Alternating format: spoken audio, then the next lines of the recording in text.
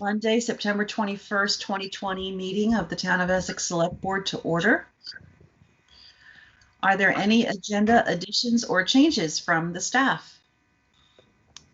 Yep, we do have some additions and changes. Let me see if I can pull them up and share on my screen. Sorry, I'm in a different location tonight, so trying to do one screen as opposed to the two. I don't recognize that closet. So we have for the reading file an email from Select Board member Andy Watts about comments on the charter for tonight's meeting, 9/21/20. And there's also an award letter from Restart Vermont Regional Marketing and the Stimulus Grant Program, letting us know about a grant, receiving a grant. Okay. Thanks, Greg. If I can ask folks who are in the audience to please mute your microphone if you are not speaking. You're getting some echo and some background noise, so thank you for that. Board members, do you have anything to add to the agenda? Is there anything you'd like to pull off of the consent agenda to discuss as a regular business item?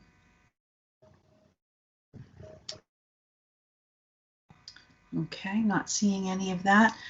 And regarding the agenda edition of the email from Andy, that was something that went out just today to board members, so apologies in advance if you haven't had a chance to read that yet.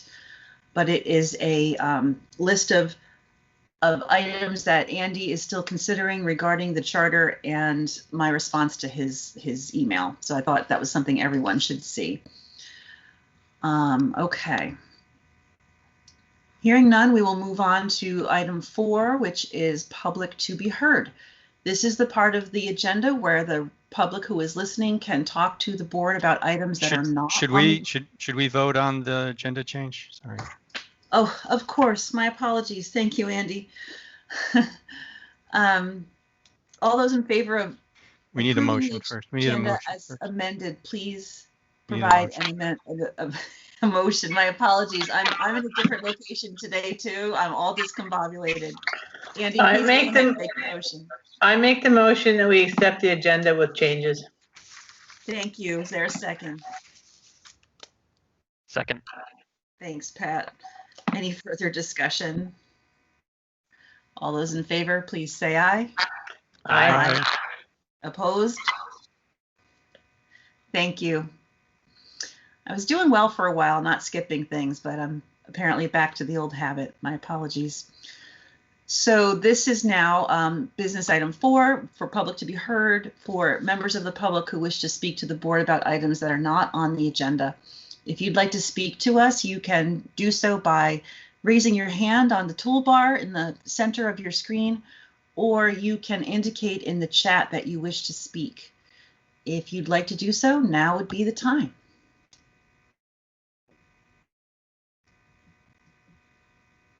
We'll give extra time so folks can work their technology. Can everyone hear me all right? Yes. Okay, cool. Yeah, the microphone on my laptop wasn't working well for some reason. All right, I'm not seeing any hands going up or comments in the chat, so we will move on to business item 1. Approve staff to prepare documentation in preparation for 2021 town meeting bond vote on the Vermont Route 15 Waterline project. Dennis, would you please walk us through? I'll take off my mute. I'll try to be quick about this. This is something that came up as an alternative to our current project. I think the board's aware. You approved us going forward with the design for a 12-inch water line along Route 15. It's being done in combination with work that CWD is doing to improve the flow from the west side of town. Right now, all the water that we get in town comes from pumps that are down near Global Foundries, the pump station there. And so the district is trying to provide a dual feed. There are a number of pipes that come up through, but there's really only one source. So if they put a pump station up on Route 15 near the what I would call the north or west side village tank and pump into the town from that side. That provides a lot of flexibility for both the town and Champlain Water District to keep the water in town and flowing as it should in case there's an emergency or a break in the water line. It also will include increased flow pressure. So the water line was approved to be designed. There was no plan yet as to how to fund it, but we are about 60% through the design. And we did put in last year to the state has a state funding program that they use and that they've used for many years. It's a state revolving fund. We put in an application to be considered and they score it by points. We did not get above their magic funding line, but there's two principal reasons for that. One is although we went right into design, we did not do what the state requires for what they would call preliminary engineering, which is an environmental assessment, putting the plans and specs into their particular format. And that's basically something that an engineer can do. But the second piece is kind of unique to the program, and that is they require a bond vote. And this is kind of a really strange situation. At this point, our best estimate is the project's going to cost about $750,000. And we have $750,000. In fact, we have an excess of that in impact fees that we can just pay for the water line. And that was kind of the intent. There really wasn't any intent to go for a bond issue or to seek any kind of long-term funding. And my recommendation is still that we honestly don't actually use the bond vote. What the state's done with the revolving fund, though, is the last 2 years, because towns have not been able to use up the funds and they do not want those funds to accumulate. It's kind of a fund that you put money in as a community, or you take money out, you pay the loan back, another community uses those funds. But it's built up to a point now where they're able to give 75% of the first $1 million back to the community there's a different name, but as a grant. And so the issue is, if we want to pursue this, and this is kind of voluntary on our part, we would go for a bond vote at town meeting, quite honestly, with the intent probably to never sell bonds under the bond vote. But they need that to show, it's a requirement to show community support for the project. If we did that and had the other environmental work done, we'd be in a position to possibly move up above the magic line for funding. The other point is, with COVID, there's a lot of communities right now that can't move projects forward just because of their financial situation. So we're in a unique position where we could move this forward and I think have a good opportunity to capture that level of funding. What that means is that frees up that additional developer impact fees that we've collected for use on other projects that we might need in the town center area or other areas of town. Ultimately, we're going to have to improve the wastewater system there. We're going to have to do other things. Whether or not the full town center plan goes through is immaterial, but we have a pump station that serves that area that's at capacity now that we're going to have to either replace, fix. We've already gone through that with the board in terms of options, and we're going to need local dollars to do that. So if we save the developer funds and we're able to get the state grant funds, we would essentially reduce the cost to the community by a significant amount. My recommendation would be that if we go forward and do this, that we would essentially, if all works out as planned, and there's a bunch of ifs, if the bond vote passes, if we get above the magic funding line, if the 75% reimbursement is still in place, so there's 3 ifs, we would then fund the project 75% through the refundable grant, and the other 25% we would use the developer impact fees. So the intent would be that if all goes well, we would never have to use the bond. You could, if you wanted to, take that last 25%, and if the interest rate was right, you could use that bond for the long term. The nasty part about these kind of situations is there is no way to vote for the bond other than by the entire community voting. And we've done this in the past. We've had a number of infrastructure projects we put through, and it actually started with a sewer system when that was built in '84. was done on Susie Wilson Road when we extended sewers there, and Kellogg Road a second time. It was done with sewers on Pinewood, and you essentially set the motion for the voters to vote on such that it's very clear that only the users of the system, or in this case, a combination of the users and the impact fees, would be used to pay for whatever debt was incurred. So it would be very clear that the only people, it's not the general tax base that's paying for it. The villagers wouldn't be paying for it.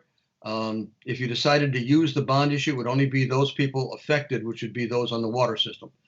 And if this works out, Croaky wouldn't have to do that. So the reason I'm bringing it up now is that the time frame to put in this additional material comes in the late spring, which means we'd have to have a bond vote at town meeting. But we would also need to get the engineering done. And the additional engineering to cover the preliminary stuff, I think I put in the memo, and it's around $5,000 to $7,000. If we just proceed along the line of not having a bond vote and just funding it from impact fees, we don't have to spend that $500 to $7,500, and I don't have to start on getting that work done now. But if we get that work done, the decision still can be made by the board in January or February not to put it on the ballot. It could go on at a later date, but it gets us in a position where our options are open. If we start in January to do the other work that needs to be done, we would never make the priority list for this next year. So it's a way to leverage town funds. It's a little bit unique. It's going to take a lot of explaining to voters that they're voting for something that hopefully they don't have to pay for at all, because it would come out of either a state grant or already collected impact fees.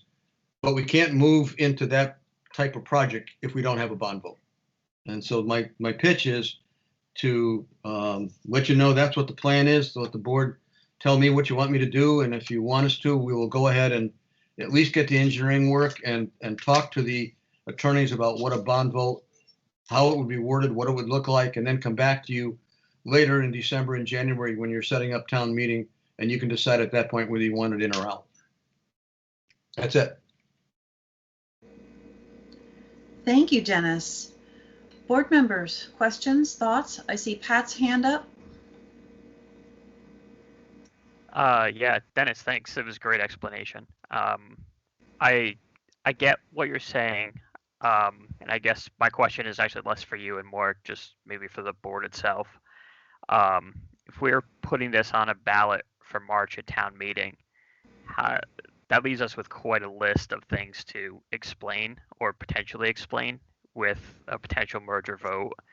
We were considering at one point, and I'm not really sure where we kind of left off on it, but looking at a local option tax at some point, possibly in March as well, which we'd also have to go to explain. And then the bond that is potentially not a bond as well. That's a lot of explanation to get out to voters about a lot of different topics. Not that I'm necessarily against it. So I think what I really appreciated, Dennis, about this plan is that there's a potential for us to say in December, January, yes, no about it. Honestly, if there wasn't that outlet, I'm not sure that I could support it tonight, just because of so much that I feel we're going to be dealing with in March. I just don't know that we have the capacity to properly explain it all. Maybe I'm overestimating how much explanation it would require, but I'd love to hear other people's thoughts. Thank you, Pat. Dawn or Vince or Andy?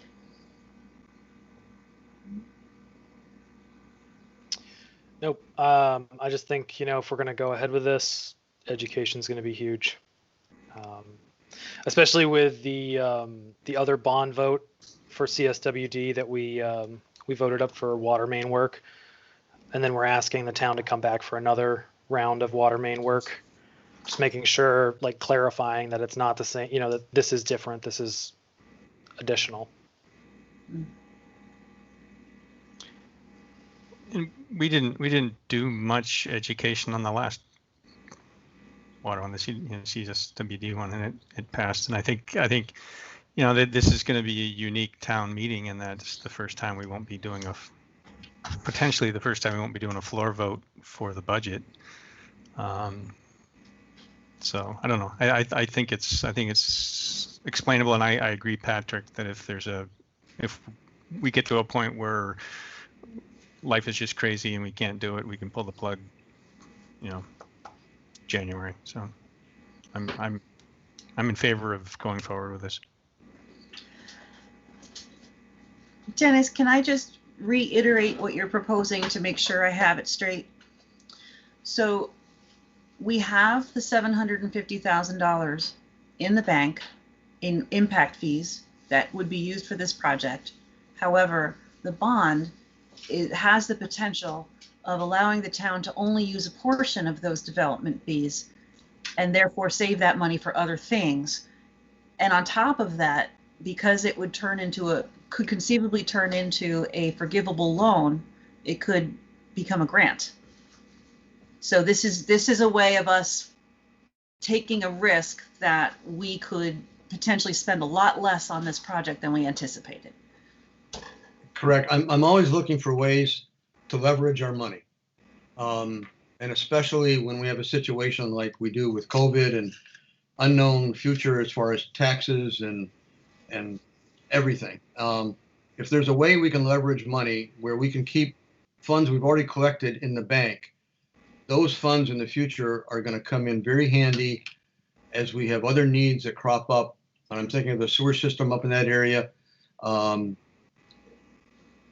And you would not be able to use the bond vote for those other needs. But if you didn't spend the impact funds, about $500,000 of those impact funds, that would go a lot of way to funding other work that needs to be done year, 2, 3 years from now. And so to me, when I put this together, I said, oh my God, we've got a bunch of things coming up at the town meeting, but I think I wouldn't be doing my job if I didn't bring it to the board and say, listen, we have an opportunity.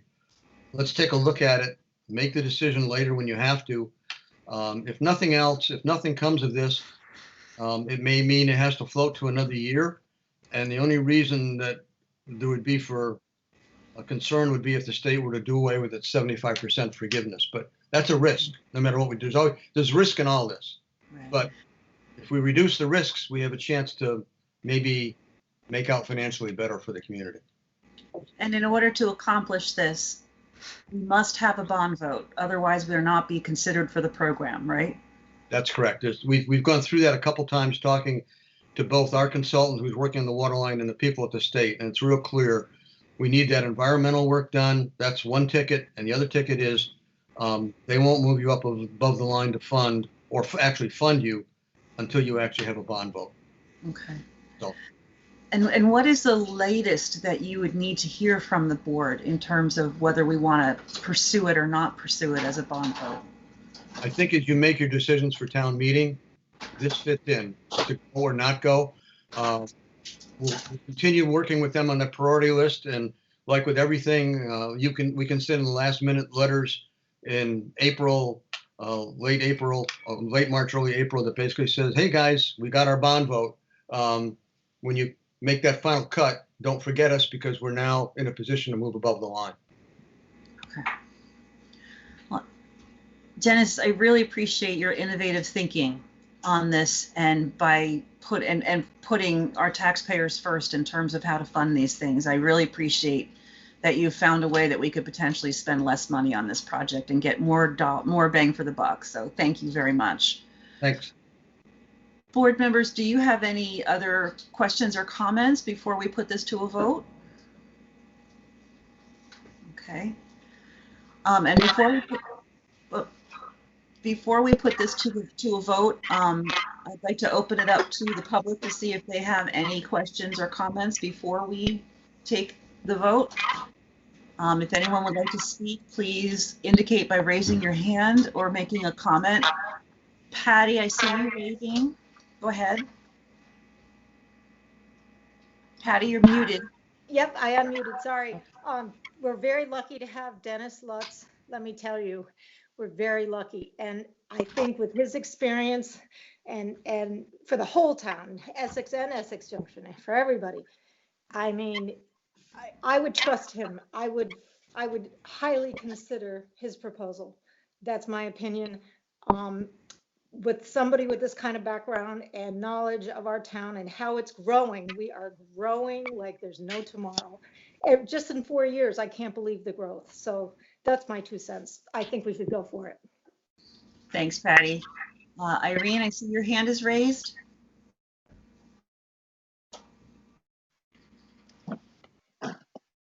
Irene, you're muted. Thank you. Yep.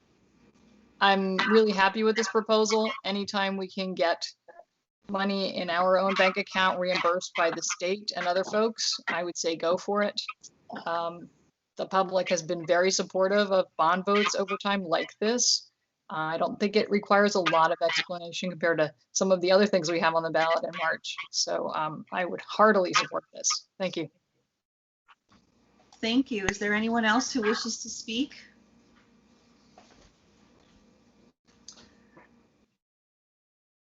Okay, I don't see anybody else raising their hand, so we'll take the conversation back to the board. Whoever is, somebody please mute your mic. You were picking up a lot of background noise. So if anyone would like to make a motion. I will. Andy, please go ahead. I move that the select board authorize staff to prepare the needed documentation in preparation for a March town meeting vote on the Vermont 15 Waterline project. Seconded. Thank you, Andy. Thank you, Vince. Is there any further discussion? All those in favor, please say aye. Aye. Aye. Opposed? All right, Dennis, please proceed. We appreciate it again. Thank you very much. All right. We will move on to item 5B, discussion with Essex Police Chief about merger and ordinances. And Chief Hoague, I see you there in the audience. Thank you so much for joining us. I think, if I may, I just wanted to set the table a little bit to say that in our conversations about a draft charter for a merged community, we've tried to figure out the appropriate order of operations for addressing ordinances that are different or similar, more strict, less strict between the village and the town. And we want to do what is best for our community in terms of consistency and as best for our police force in terms of consistency. So we would really welcome your advice, or at least your impression of how things should go. We've also talked to our attorney, Dan Richardson, about this, but we'd really love to hear from you, your thoughts. So yeah, thanks for asking. I will say that I have Lieutenant Rob Kissinger here again tonight. He actually has gone through and crafted a lot of the ordinances that we've been working on over the last couple of years, and merger kind of falls into where we were at with the status of ordinances. So what we've been trying to do is we've been trying to bring the two municipalities together in commonality of an ordinance. So that way it simplifies things for the police department to interpret mostly. So our first ordinance that we have in the process right now is on traffic and parking, and that's going to be kind of an experiment going forward here, or at least we'll set the standard, we hope, for all of the other ones that we will have coming.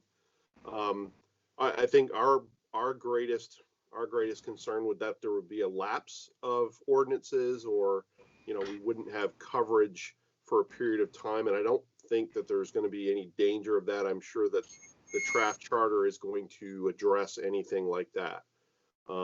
So I think for us, what our thought, at least going forward, would be is that both bodies would adopt the same ordinance, which includes language that includes both items for the village and for the town.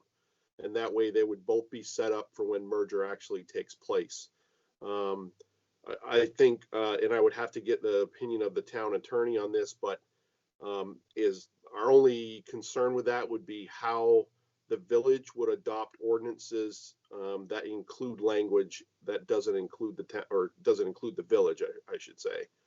So the ordinance that they would adopt will have, for instance, with traffic, will include streets that are outside of the village.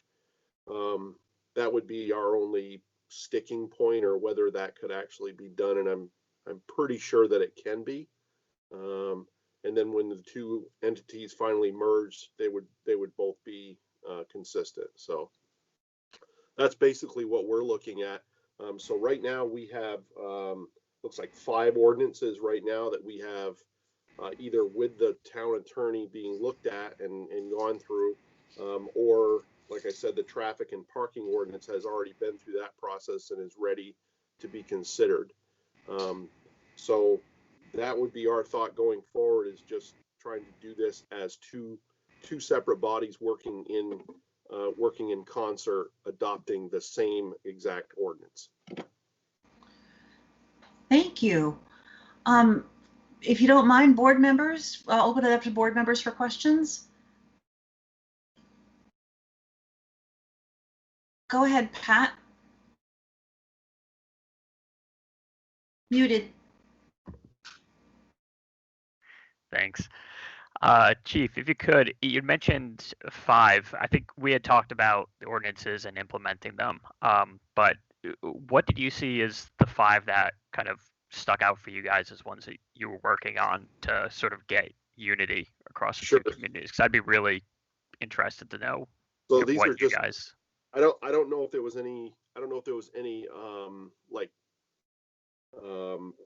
order that these needed to be considered in, or whether it was in order of importance or anything like that. These were just ones that we had gone through and identified that had inconsistencies in them, and were brought together with the same language.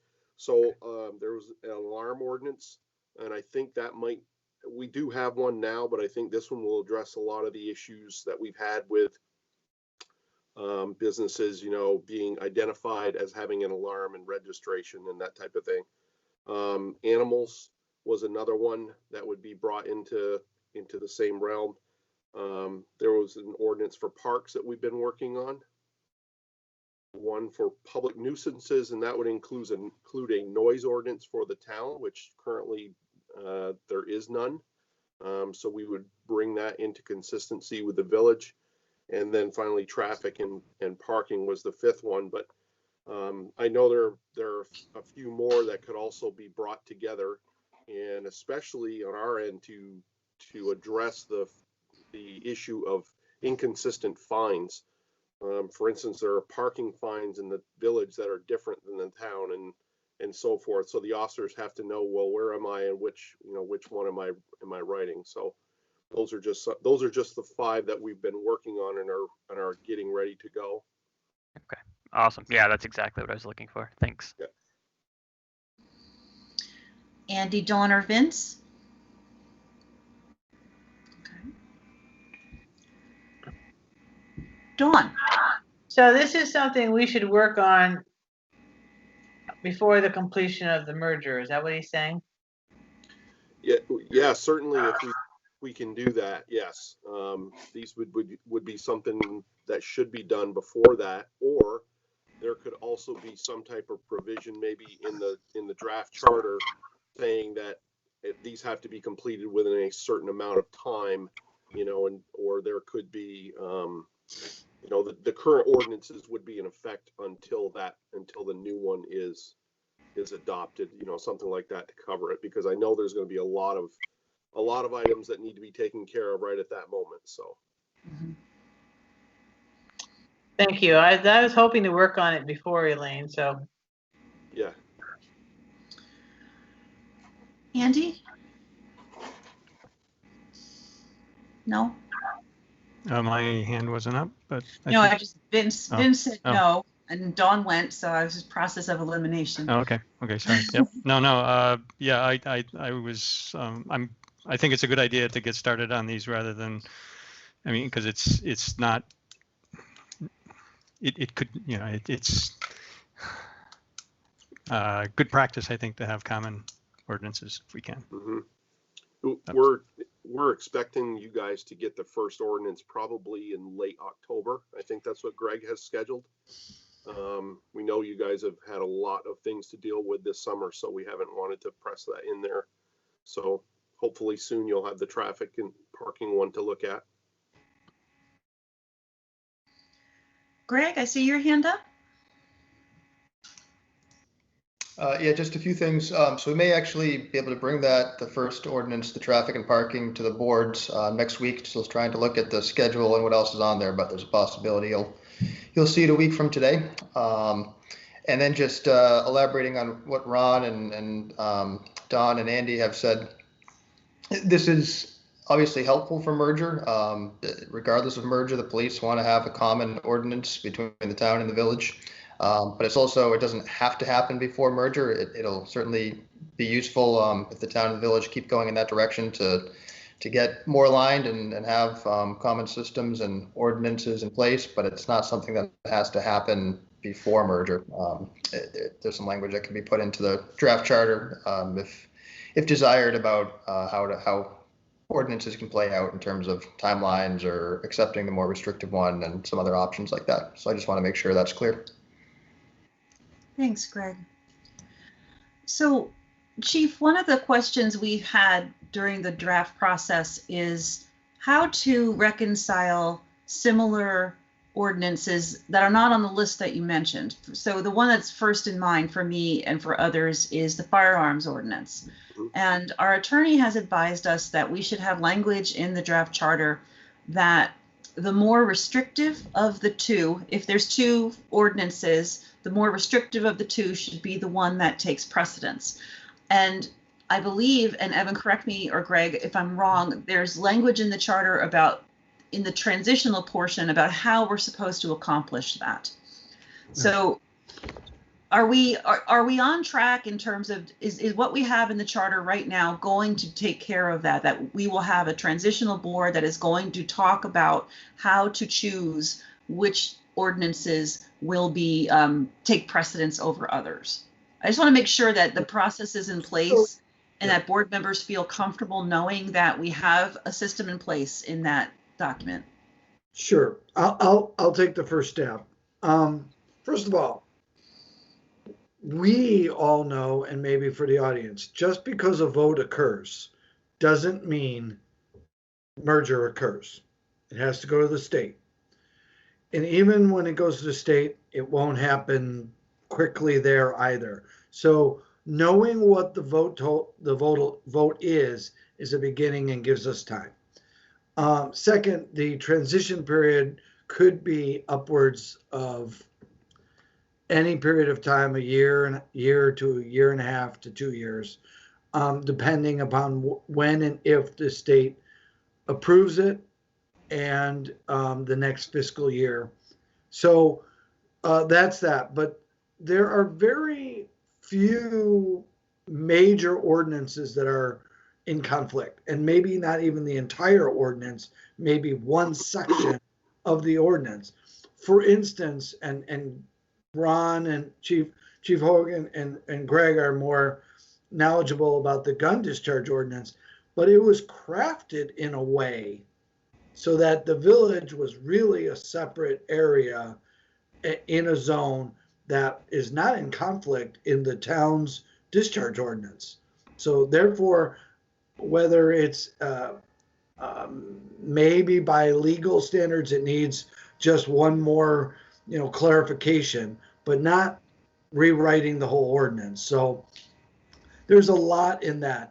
Where there is more restriction is usually in a case where, let's say, the noise ordinance, Ron, the village has a noise ordinance. Correct. The town does not have a noise ordinance. Right. And the more restrictive would be the villages, because the town doesn't have anything.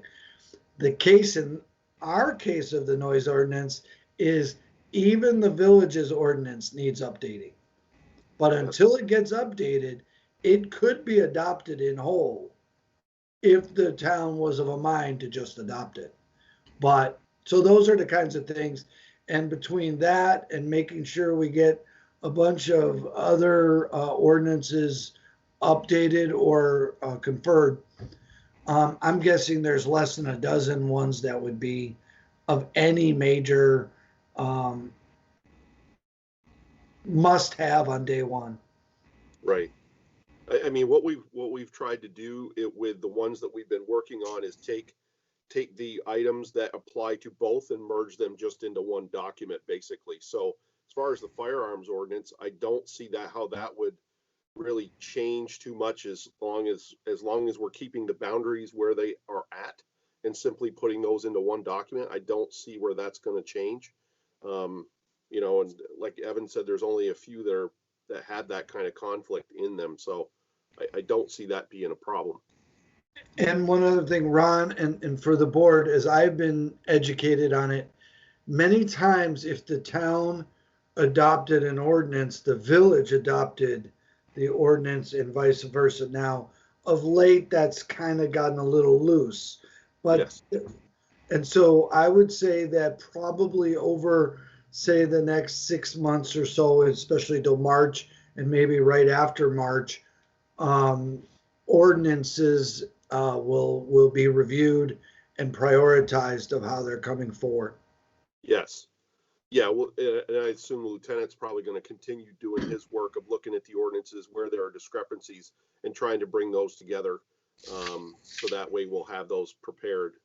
And I'll give, for instance, I already have a draft of a combined ordinance for parks between the village and the town. It's not ready for prime time, but it's a draft. So, and it's, you know, there may be one controversial item in the whole ordinance, and that could get debated. So we're working on those things, but we are doing those because the people who enforce these ordinances, the residents, as we all know, sometimes they don't quite understand the village and the town dynamic. For instance, you have the park that's a town park, but parts of it are in the village. And I have to remember it's Pearl Street Park. Yes. And you know, you can be in Pearl Street Park, but the street, which is Warner Ave, is in the village. And people will park anywhere they can find a spot. So what ordinance are you looking at, a town ordinance or a village ordinance?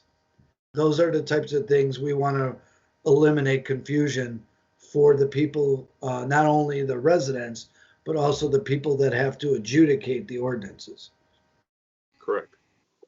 Thank you both. I really appreciate that. I think I just want to bring it back to the board one more time to assess the comfort level that board members have with the way we're addressing this in our draft charter. Because that was the whole point of asking Chief Hoague and Lieutenant Kissinger to be here. Does everyone feel that section of, I think it's section 105. Oh, I shouldn't even quote numbers. That's probably wrong. But in particular, Dawn, this was something that you have been very consistent on, making sure that we're doing this properly. Does this plan meet your concerns, and do you feel like we could move forward and that it's addressed? I can move forward as long as we keep receiving the information before the final vote. And it sounds like they have a plan to do that. Okay.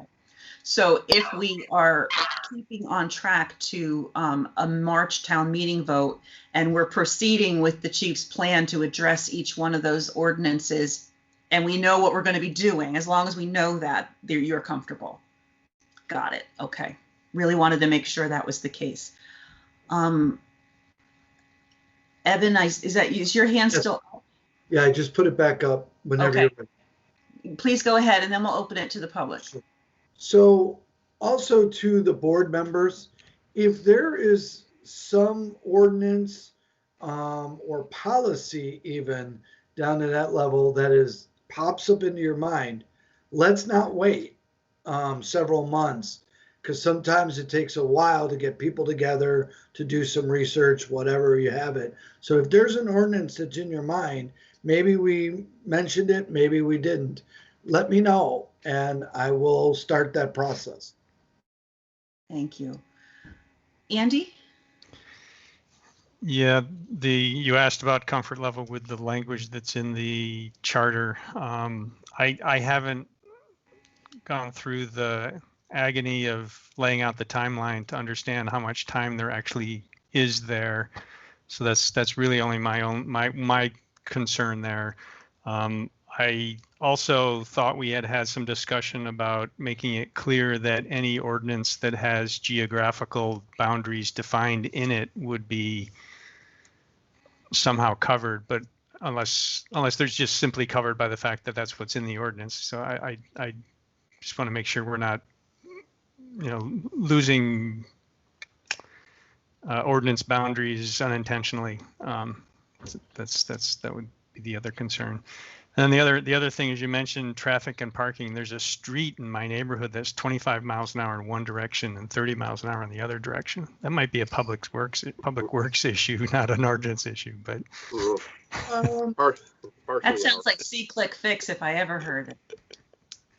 Clover Drive is 25 miles an hour coming into the neighborhood and 30 going out. So it's been that way for over 20 years. But okay.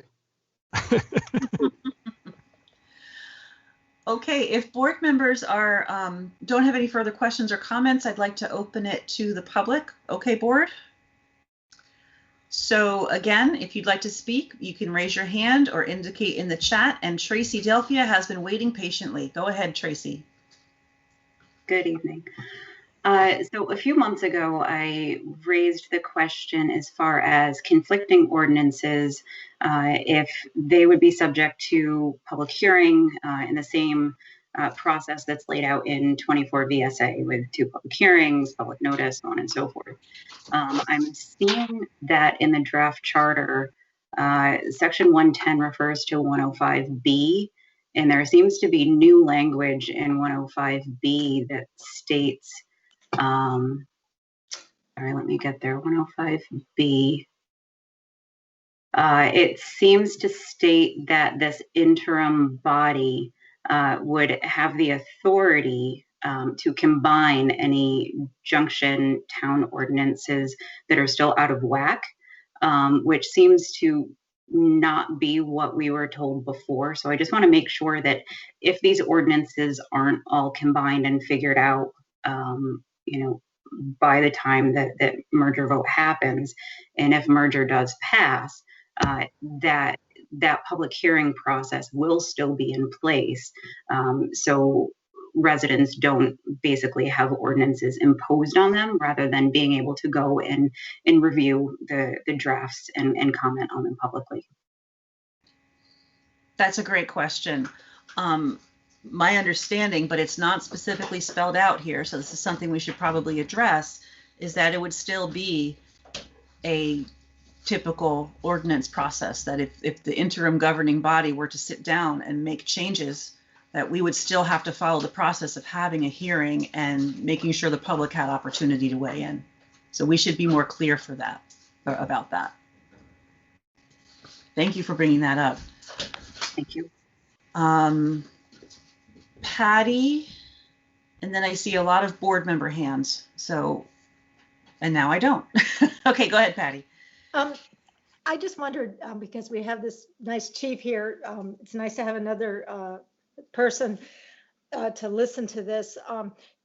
What would someone, I don't know who, be willing to look at the Waterbury ordinance? I understand Waterbury went through, a merger type situation. I have their firearm ordinance, and the whole town of Waterbury has established a firearm ordinance so many feet away. I don't have the 105B language in front of me or anything, or the ordinance in front of me, unfortunately, but it talks about how any public park, whether it's in one area of Waterbury or the other area that's less populated, no park or road that's in a park that the public uses are firearms allowed. That's their ordinance. So I guess my question to you, Chief, is would it be possible to maybe wait until the census is actually complete? Because as of now, one area of Essex Town, the area I live in, has a population greater than all of Waterbury, and they have a firearm ordinance for their entire town. And we can't seem to get our area of Essex that's a lot more populated than the rural area of Essex, which is called 8.3, an ordinance. And we have a large population of people that recreate. And that's all I wanted to share as my thought with you. Thank you. Okay, thank you. Hold on, just doing some switching back and forth. Okay, I don't see any other members of the public with their hands up. I will go to Andy and then Pat.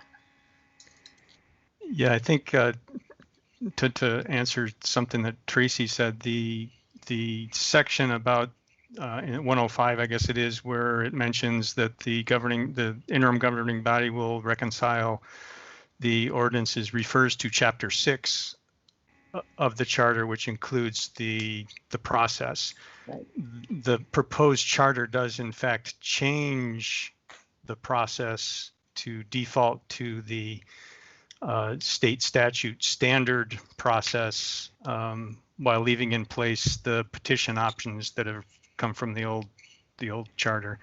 One of the couple of big differences there. One is I think there may be one fewer required public hearing, and another is that approved ordinances can't take effect for 60 days, whereas our current charter allows us to enact ordinances immediately or on any date we choose. In state statute, you have to wait at least 60 days. So those are the differences. And I don't know, Tracy, I know your hand's back up again, but I maybe I misunderstood your question. Tracy, go ahead. Sure.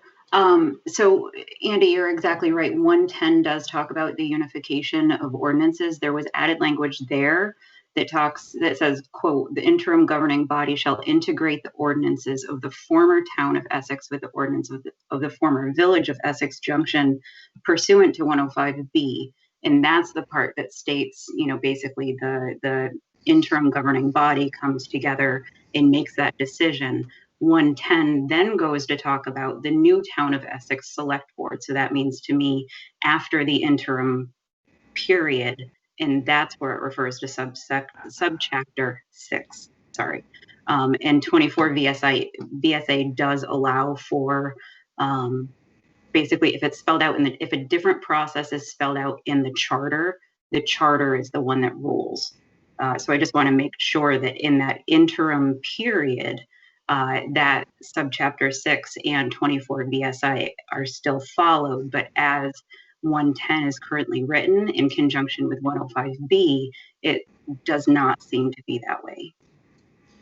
And Tracy, I think you're highlighting a distinction that we have not made yet, because the trustees had made the suggestion and our attorney had made the suggestion that we go with the state format, the state process for creating ordinances, and the town charter as it exists now has a different process. And we have not yet made a decision on which side to come down on for that. So you've reminded us of this conversation that's currently needs to be resolved. So thank you. Thank you. Pat, you had your hand up, but it's down now. Yep, mine was a reference to actually what Andy had mentioned about Tracy's comments as well. I mean, I actually read that and don't see an issue with it. I don't see the conflict myself. I believe that it refers correctly back to 110 after specifying that interim body is going to identify conflicting ordinances and then follow proper procedure. But again, it passed Dan's test, but obviously if we want to have him give it a third look, we certainly can. It's important that we just make sure that all of these references that go back and forth to one another throughout the document have to be accurate. So, well, that's a really good segue. If everyone is, if we are done with the conversation of 5B, which was with Chief Hoague about ordinances, perhaps Chief, and Lieutenant Kissinger, you're welcome to stay. We thank you for your time and helping us answer these questions. But we could move on to 5C and discussion and potential action on draft merger charter, which is a pretty vague agenda topic. But if we look at our packet, there is a memo from staff. And Greg, I wonder if you could just set the stage for the discussion of this memo. Greg or Evan? Sure, I'm just trying to pull it up here so the public can see the memo. But basically, as I pull that up, the trustees, I believe the select board's aware, but for anyone listening at home, the trustees are planning to move forward with a November vote on merger. And they have gone through their version of the draft merger charter. They've sent it to the select board. It's in the packet tonight, and they have identified a few areas where there's still some uncertainty as to exactly which language, which direction the two boards wanted to go. And the trustees were looking for the select board's preference on some of those items. One of them was the section 203 specific powers, section 301 voting wards, section 801 the Board of Civil Authority, and then the memo also lays out some other changes that the trustees have made and plan to incorporate into their charter. So I can run through each of those specifically, or if the board has questions or just wants to start discussing, I can take them as they come, or just defer to the board and let the board discuss and step up when needed. So I'd like to just determine how ready the board is to dive in here. Do we want to go one at a time, or just focus on ones that are of specific concern, whereas others may be just, we're fine with? Dawn, go ahead. I just want to make sure. So the first 2 pages here are what they're proposing, and they want our input. Is that Yes. what I'm saying before the? Okay. Yeah. Okay, I'm ready to discuss one-on-one. Thanks. Okay. So yeah, just to set the stage a little bit further, this is something that I emphasized in my email earlier today. The trustees, as we know, are moving forward with their November vote on their version of a charter. And the single point of disagreement between the select board and the trustees regarding the trustees' version of their charter at this time is the representation. So they are going to put forth a charter that contains a 3+3+1 representation model, whereas our board has preferred a 3+3 model. Beyond that, the trustees are saying to us, everything else, every other open question, we will defer to the select board. So I want to make sure that folks understand that while the trustees do have one hill on which they're willing to die, they are conceding that all of these other things are things that they are willing to allow the select board to direct. And I just want to emphasize that, they're trying to be good negotiators with us. And so they have one item that they feel very strongly about, and the rest of them, they are more than willing to work with us and in fact defer to us. So I just want to emphasize that compromising is very important, and I would like everyone to be cognizant of it and recognize it as one of those things that when people say, so what is the village giving up? The village is allowing the select board to drive the bus. And that's very important for everyone to understand and acknowledge. All right, so let's just jump into the memo. So section 203, specific powers, I'm not sure why that was something that, I don't recall that being a point of contention. I don't know if any other board members had questions about that. It seems like boilerplate language. Sounds. I don't recall that being an issue either. No. Yeah. So they're asking whether we're comfortable with keeping or removing. To me, this seems like boilerplate language that simply says that the new town of Essex would have all the powers granted to municipalities by the state and by the U.S. Constitution. It makes perfect sense to me to keep it in there. Dawn, is your hand up new or is that left over? Sorry, no. Oh, okay. So are we okay with that section 203? Wait a minute, are we looking at the same one that I looked at? Hang on. Yeah, this is the memo that is in the packet, and yes, I think it's the one that you looked at, Andy. Well, I hope so. I'm sorry, I'm just trying to catch up here because I got too many pieces of paper. I'm also trying to pull up the charter itself, section 203. So hopefully you can see that on the screens now. Okay, I was looking at 203A when I did my review. So I'm sorry. So I recognize completely what this question is. This includes a whole long list of specific things that were not in that are not in our current charter. And my only question that I raised on this was whether we're inadvertently losing any or restricting ourselves by making this section too specific. And I think it's been answered that it doesn't matter. So I'm okay. I'm okay with the language, I guess. I'm not going to stand in front of this one. Okay, thank you. Any other board members with section 203? Okay.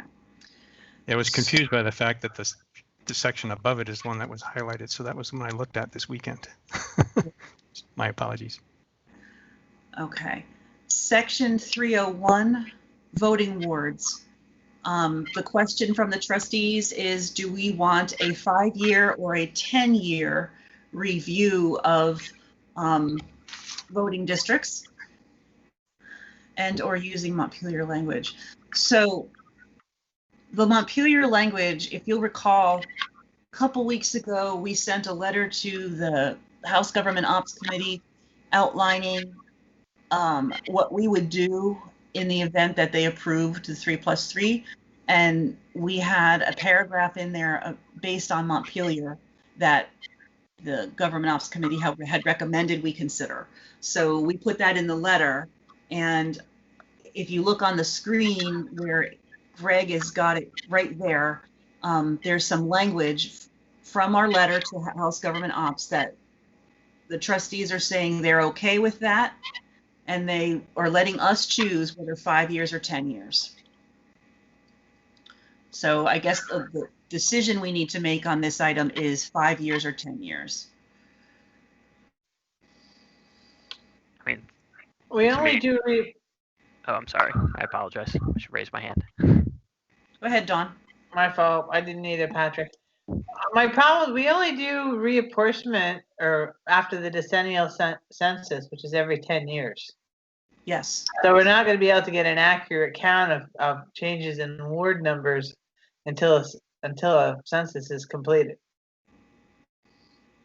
Although there are interim American community surveys that can be used. I don't know what the typical Vermont town does, but it's not like there's no official interim information. It's just not an official count. Okay. Pat, you had your hand up, or you were going to say something. Yeah, I agree with Don. I think that if we get to a point in the future where Essex decides it needs to have it more frequently than every 10 years, then they can make a charter change at that point. Okay. Andy? I like the Montpelier language, and I like to stay consistent with what we've sent to GovOps. Use that. Okay.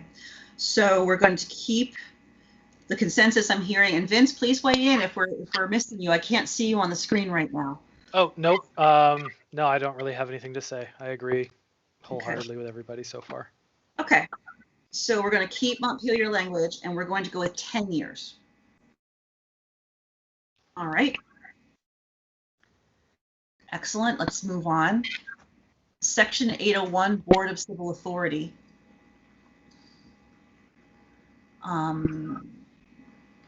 Comfortable with draft language. Either what's in the charter now, or do we want to switch to something that refers to state statute? So flip through to that. So I think the question initially was, do we need this? And we could either have the sentence that's in there, or we could refer to the statute. What is the board's preference? Andy? My only concern with this is the way it's written here is the town clerk is not listed as a member. That's correct. She's only a member in when we do tax abatements. Well, but if you slide down a little bit, doesn't it say the board? If you look at statute, though, the statute includes the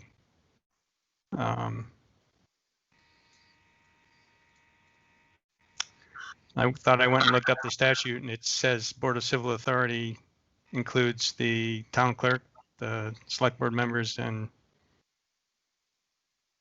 Oh, Greg is highlighting that for us right now. So Board of Civil Authority means unless otherwise provided by municipal charter, in the case of a town, the select board and town clerk and the justices residing therein. And then it would be up to us whether the clerk participates in everything or abatement only.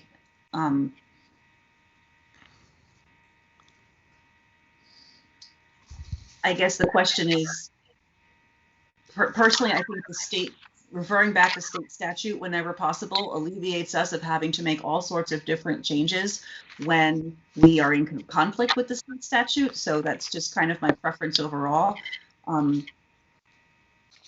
Pat, you just had your hand up, and Andy, I'm not sure if your hand is up anew or if that's an old one. Yeah, I would actually strongly prefer to have the state statute in here. I don't see any reason for us to divert from it, and having the clerk as a member of the BCA is extremely useful, or would be in my experience from my work on the BCA. So I don't see any reason why we would go out of our way to exclude them from this language. Just seems completely counterproductive to me. Okay. Patrick, the town clerks can still come to the meetings because she acts as the secretary for the meetings. The way it's written, she's just not a voting member for a regular BCA meeting. She is, however, a voting member for tax abatements and any other business that we do. Right. I understand the differentiation. I guess, like I said, in this case, we would be going against typically recommended, I guess, state law, which suggests putting the town clerk onto the BCA. I just don't see any reason why we would choose not to when that's an option for us to do. So is the consensus of the board that for section 801, we defer to state statute? Andy? Yeah, I'm just looking through our current charter, and I think we must be deferring to state statute in our current charter because there's no reference to this in our current charter. So we're not changing anything by doing this. That was the thing. That was part of what I wanted to verify. But there's a section about Board of Abatement, but there's nothing in here about the who's a member of the BCA. And I think also that statute says that the town clerk is the clerk of the BCA. Which is consistent with what Don has said. So I agree with going with state statute here. Okay, so section 801 will refer to state statute. Thanks, everyone. So on to other notable changes. Back to the beginning of the charter, section 106. This is where the trustees are differing from the select board in that they are choosing to have a 3+3+1 board. However, the other point, in a previous version of the charter, I believe it was Andy who suggested that the naming of the wards, Ward 1, Ward 2, would make more sense if they were flipped because of their legislative ward numbers, district numbers, and the trustees are fine with that, changing the village name to Ward 2. So is that everyone on board with that? Okay.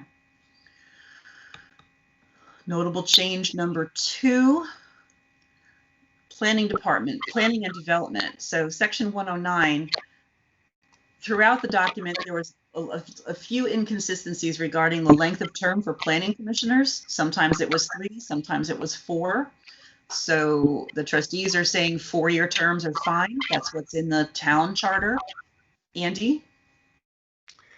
Yeah, I just wanted to, I had raised this question, and I don't advocate one way or the other for 3 or 4. I just wanted to make sure we were consistent. So I guess, given that this also changes the role of the planning commission too, and I don't know, does it still make sense to? I guess I don't have a feel for whether 3 or 4 years makes any difference. I think our more comprehensive conversation on this will come when we have the planning commissions meet with us next month. So we could punt on that until next month, I think. But the question is more about the term length, and for consistency's sake, sure, let's go with what's in the town charter. Yep. Okay. Okay, so 4-year terms for section 109. So section 302, this had been a section that the trustees had added on their own regarding how the town would handle the processing, growing, manufacture, or sale of cannabis products. Since that legislation has not been finalized by the state, and since it really does require a much more substantive conversation, the trustees are willing to take that out of the charter entirely. And then at such time when it's appropriate for us to actually talk about it, that's when we'll talk about it. So assuming that's okay with board members? Okay, thumbs up, nodding heads, excellent. Yeah, it's not related to merger, so I think take it out. I agree. I agree. I appreciate their flexibility on that. Section 402, a moderator. Great question. Are we supposed to have a moderator if we're not doing town meeting with voting from the floor? Dawn, go ahead. You still need somebody to moderate the presentation of the town reports because they have to be voted on at town meeting. And if you're even going to present budget information, you're going to need somebody to moderate the discussion to keep that rowdy crowd under control when they start arguing back and forth across the aisle. So yes, we definitely need a moderator. Absolutely. The school district still has one, even though their vote is by Australian ballot. So absolutely. And Dawn, you never know how rowdy it's going to get since we're doing it by Zoom, most likely. Right. Yeah, and this came up because it was inadvertently left out of an earlier draft. There was no moderator at all, so that's why it even came up. I'm sure Eustace is really appreciative that we're having this conversation. Okay, section 501. Town of Essex meetings and elections.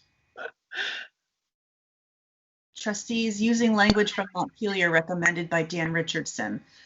Greg, can you tell us a little bit about that? Language from Montpelier? Sure, let me just gather my thoughts here.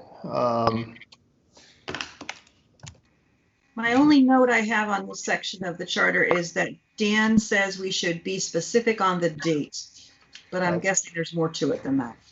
501C. C, yeah. And so the trustees were looking to take out the language about ballot boxes, which I think was, not quite sure how that got in there, if it was some boilerplate stuff that came in from before, but taking that out, and Dan's recommended language from Montpelier is down on the right-hand side here. The town clerk and Board of Civil Authority shall conduct elections in accordance with general laws of the state. So that's been added in there as well. So that just basically, like you were doing with some of the other sections, refers to the state in terms of polling hours, location, stuff like that. Usually it's the 7 to 7, but for instance, with COVID back in the spring, the state gave towns the authorities to change the polling hours.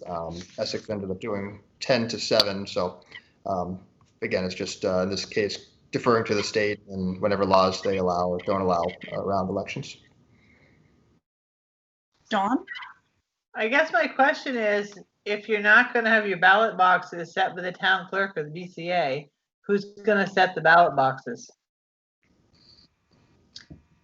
I'm assuming that's covered in the state statute that is being deferred to. I didn't see it there. That's why I'm asking. Mm-hmm. I'm not sure. Is language about the ballot boxes in the current town charter? No, it's not. Okay. It's not. Evan, this section in the current charter, this section is about you need to be open for at least 9 consecutive hours, and there's a limit to, it's between, a start and stop date or start and stop time. So you can't be open for an arbitrary number of hours. Right. Evan. We go over a lot of things, and I believe there's a state statute that gives the voting to the town clerk, but I want to verify that. Greg, do you remember that conversation with Dan? I can't remember the specific statute, but Dan was definitely comfortable with Yeah, using the language of the town clerk, and the Board of Civil Right. Authority are responsible Right. for elections, Yep. as long as they abide by the state law. correct. That's what I remember. So Dawn, are you comfortable with that more general language? Oh, so they're still giving her permission though to set the ballot boxes, is that correct? And when we say, and Dawn, when we say set the ballot boxes, that is the place of where voting occurs. Correct. I realize that. I'm just being clear of what that language actually means to the people Okay. listening. Oh, okay. The clerk and the BCA decide where the place or places of voting will occur. Okay. So So in you're essence, taking that power away then is what I'm asking you. Or is the way the statute for the state is written, does that cover that power? that's the latter is what we believe. Okay, because I just don't want to get left without a polling place in one of these 3 districts, that's all. Thanks. Well, and actually, just for everybody, one of the things that I believe we'd like to do in the future is have one polling place for the entire community. There may be separate rooms or separate places, but eventually the idea may be to go to one polling place. That's probably something we should have a much longer discussion Right. about. Yeah. Later. Yep. Yeah. But that, Okay, go ahead. good to know. I can go with that then, Elaine, as long as that's all covered. Okay, thank you, John. All right, 601, adoption of ordinances. So the trustees are asking for us. There was another change to that that section. Sorry. Oh, go ahead. Yeah, I'm trying to remember what it was up in the up there. Yeah, okay, this is fixed. So it actually says on town meeting day. It previously said just on a date established by the select board, so we could pick any arbitrary date. So that was what the need to be, have a specific date. So, okay, that's as it should be. Thank you. Excellent. Okay, 601, adoption of ordinances. So this is what we were discussing a little while ago with Chief and Lieutenant Kissinger and what Tracy Delphia was bringing up. So Andy, at one point you had expressed a desire to more closely review and compare the current town charter and the state statute. I'm just wondering if you had a chance to do that and did it answer your questions? Yeah, as I was saying earlier, the biggest difference is there's a 60-day waiting period before you can enact an approved ordinance, whereas our current charter allows us to enact an ordinance immediately. So that's the one difference, and it brings to mind the question of the whole timeline, right? So if we change to this charter, is there suddenly a 60-day period where we can't change any ordinances? Or we can change them, but we can't enact them. So that's the concern there. I wasn't able to sort out from statute what the hearing and requirements are.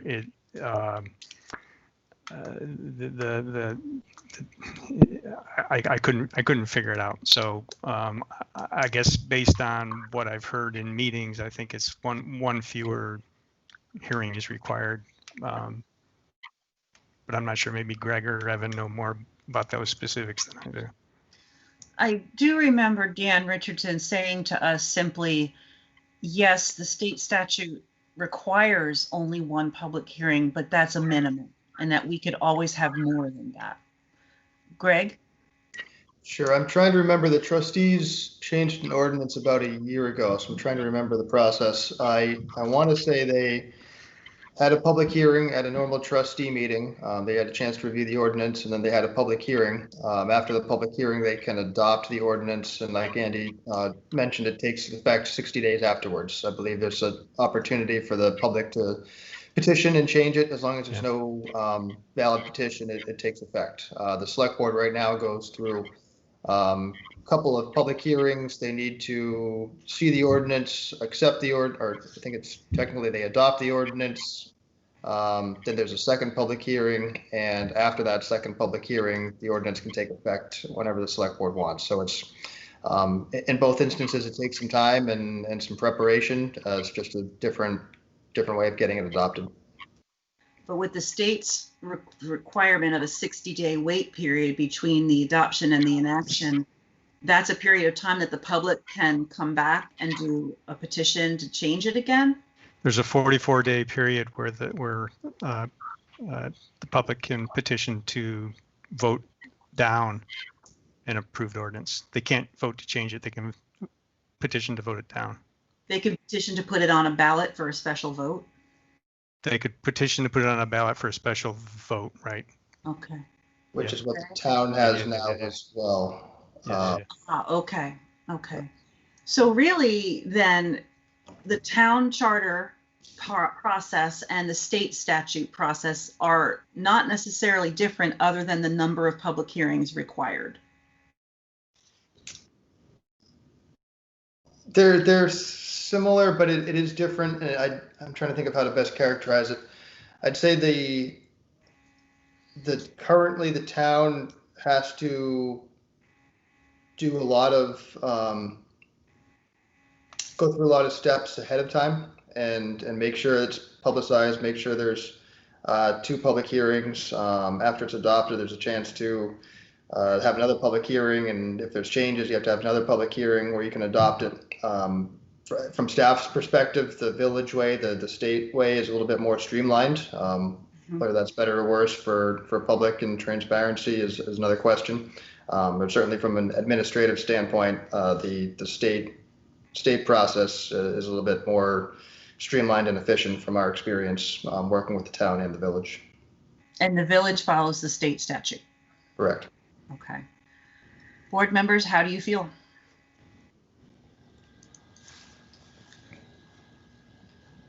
There's a couple other differences. Could I bring up? Of course.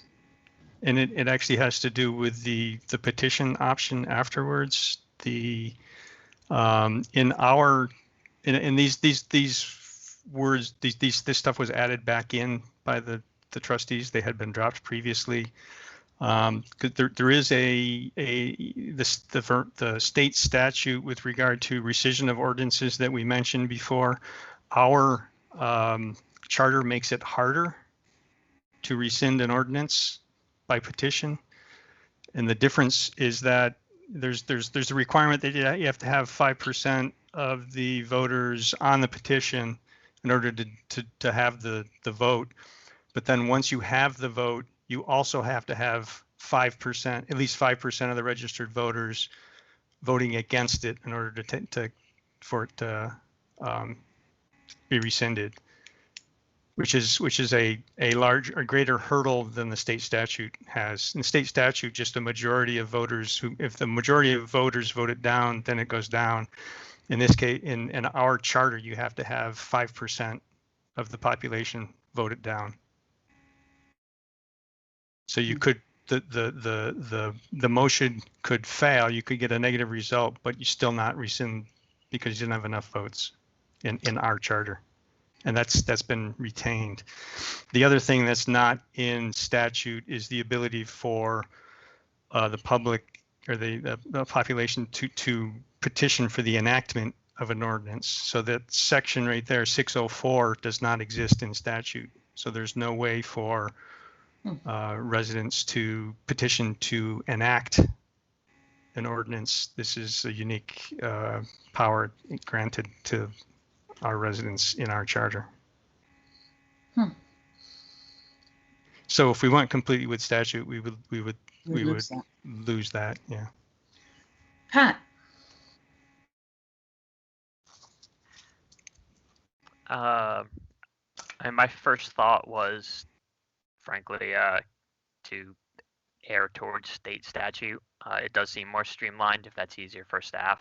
You know, having only been through really the firearms, you know, there were a number of meetings where I felt like we simply retread ground. I think that most of the discussion that we got was repeated at multiple meetings. So I don't feel necessarily that we'd be losing anything if we were very clear about advertising. That part that Andy mentioned, I wasn't aware about that. And I am curious, though, while I think it's interesting, practically, has that ever been used? Has anyone in town ever enacted an ordinance via petition? Because while it sounds like you know, that may not be something we want to use, or excuse me, while that may not be something we want to lose, if in Essex's 100+ year history, if it's never actually been used, then I don't really see the harm in dispensing with it either. I can't answer that. Okay. I think in that case, then I'm leaning towards accepting what the village does and following state statute. Just I think following state statute is my personal preference in most of these options where we can take it. Dawn or Vince, what are your thoughts?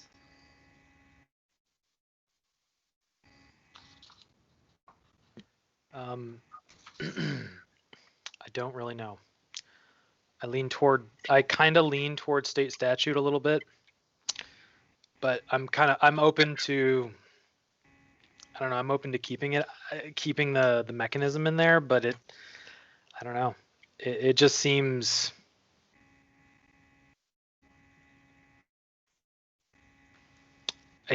kind of weird that we let them rescind ordinances, but we don't allow people to petition ordinances. I don't know. Okay. I don't want to overstep anyone, but I mean, it could also bring up the possibility of people bringing frivolous ordinances. 5%, you know, you may not cross the street unless you're holding a trout in your left hand. You know, I mean, there are lots of ridiculous laws in the books, and I'm not saying that would necessarily come up at any point. But if it only takes 5% of a voting populace to decide to enact an ordinance, and you know someone is so motivated, they certainly could bring that forward. It's not necessarily a good thing completely to have it in there. I mean, it could be abused as easily as it could be used for good. Dawn, did I see you getting ready to say something? I know the ordinance has been used before. And what I can't remember is if it had something to do with allowing parking or something with activity within the Allen Martin Forest, but that's neither here nor there. I like the way we do it now, even though it's a little more convoluted. It gives people more of an opportunity to express how they're feeling. Andy? I guess to clarify something that maybe I've caused some misunderstanding or something. The use of the petitioning can be done independently. Leaving in the sections about a petitioning either to rescind or enact an ordinance can be left in there, while the process for enacting an ordinance can follow state statute. So those two, if you do one, you don't lose the other. And so it's 3 separate sections, 3 separate activities. They don't need to be related. So going to state statute does not remove those. I kind of agree with Don. I like I'm a little leery of reducing public input, but I think, as was said earlier, we can opt to have additional public hearings, and I think it might be appropriate to do so for controversial topics. And so I'm okay with going with state statutes. So, you know, things that we, you know, like, you know, we're going to look at parking, and, you know, it's going to say where you can park and where you can't park. We don't need to do 2, you know, public hearings for that kind of change, I don't think. So I think anyway, I'm okay with going with state statute for the an enactment process for the select board, with leaving in the 2 sections about petitioning either to rescind or enact new ordinances. And I think that we should seriously consider, whenever there's a controversial issue, having multiple public hearings instead of just the required one.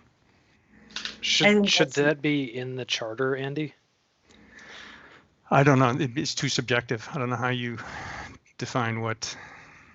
I think what we can do is have the bare minimum, which would be the state level, in the charter, and then the board's discretion. We can, it can be in policy, or it can just be at the board's discretion to hold more than one hearing. So what Andy's referring to then is sections 601, 602, 603, and okay, there are 3 section 604s in this charter, Greg, just saying. Section 601, 602, 603, and 604, we should just make those state statute. We're going to follow state statute. But then 604, rescission of ordinances, should stay as 605. And 604, petition for enactment of ordinance, should stay as section 606.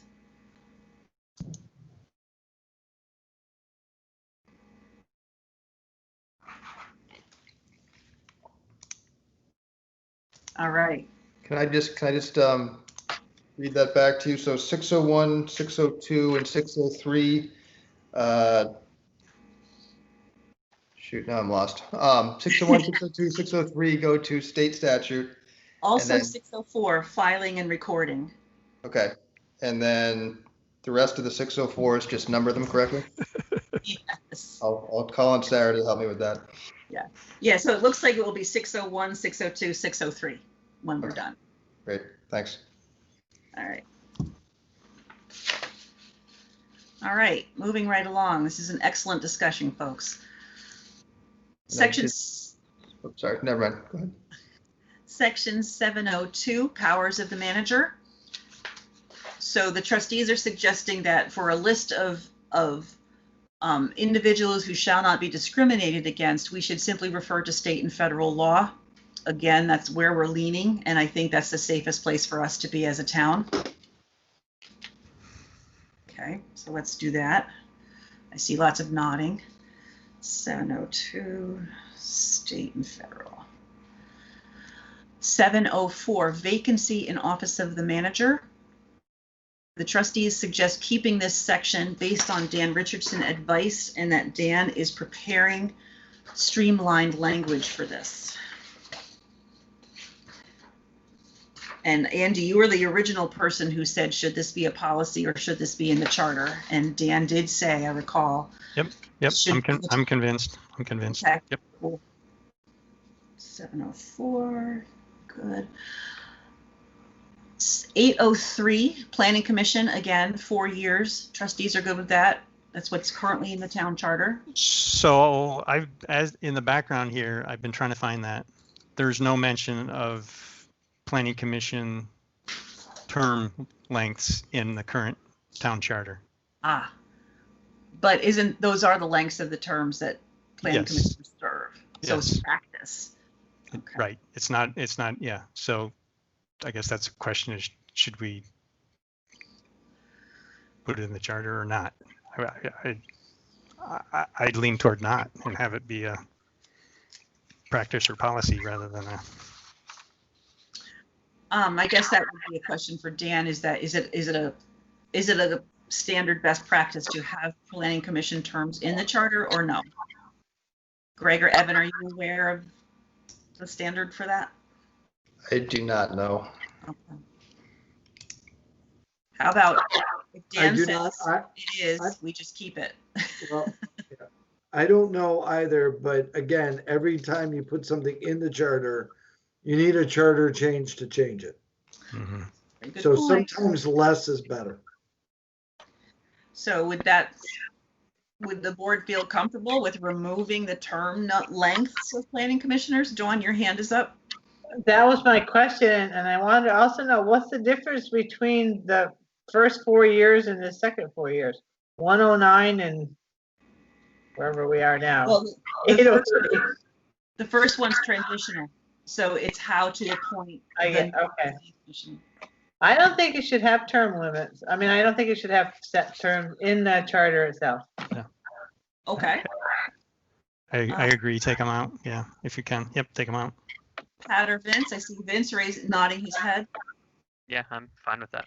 Okay, so I'm good with that regarding too. section 803 and therefore also section 109, we will remove the length of the planning commissioner's terms. Okay. It's pretty handy that this came up a second time, so we wouldn't have to circle back to an earlier topic. Okay, I see Greg's hand up.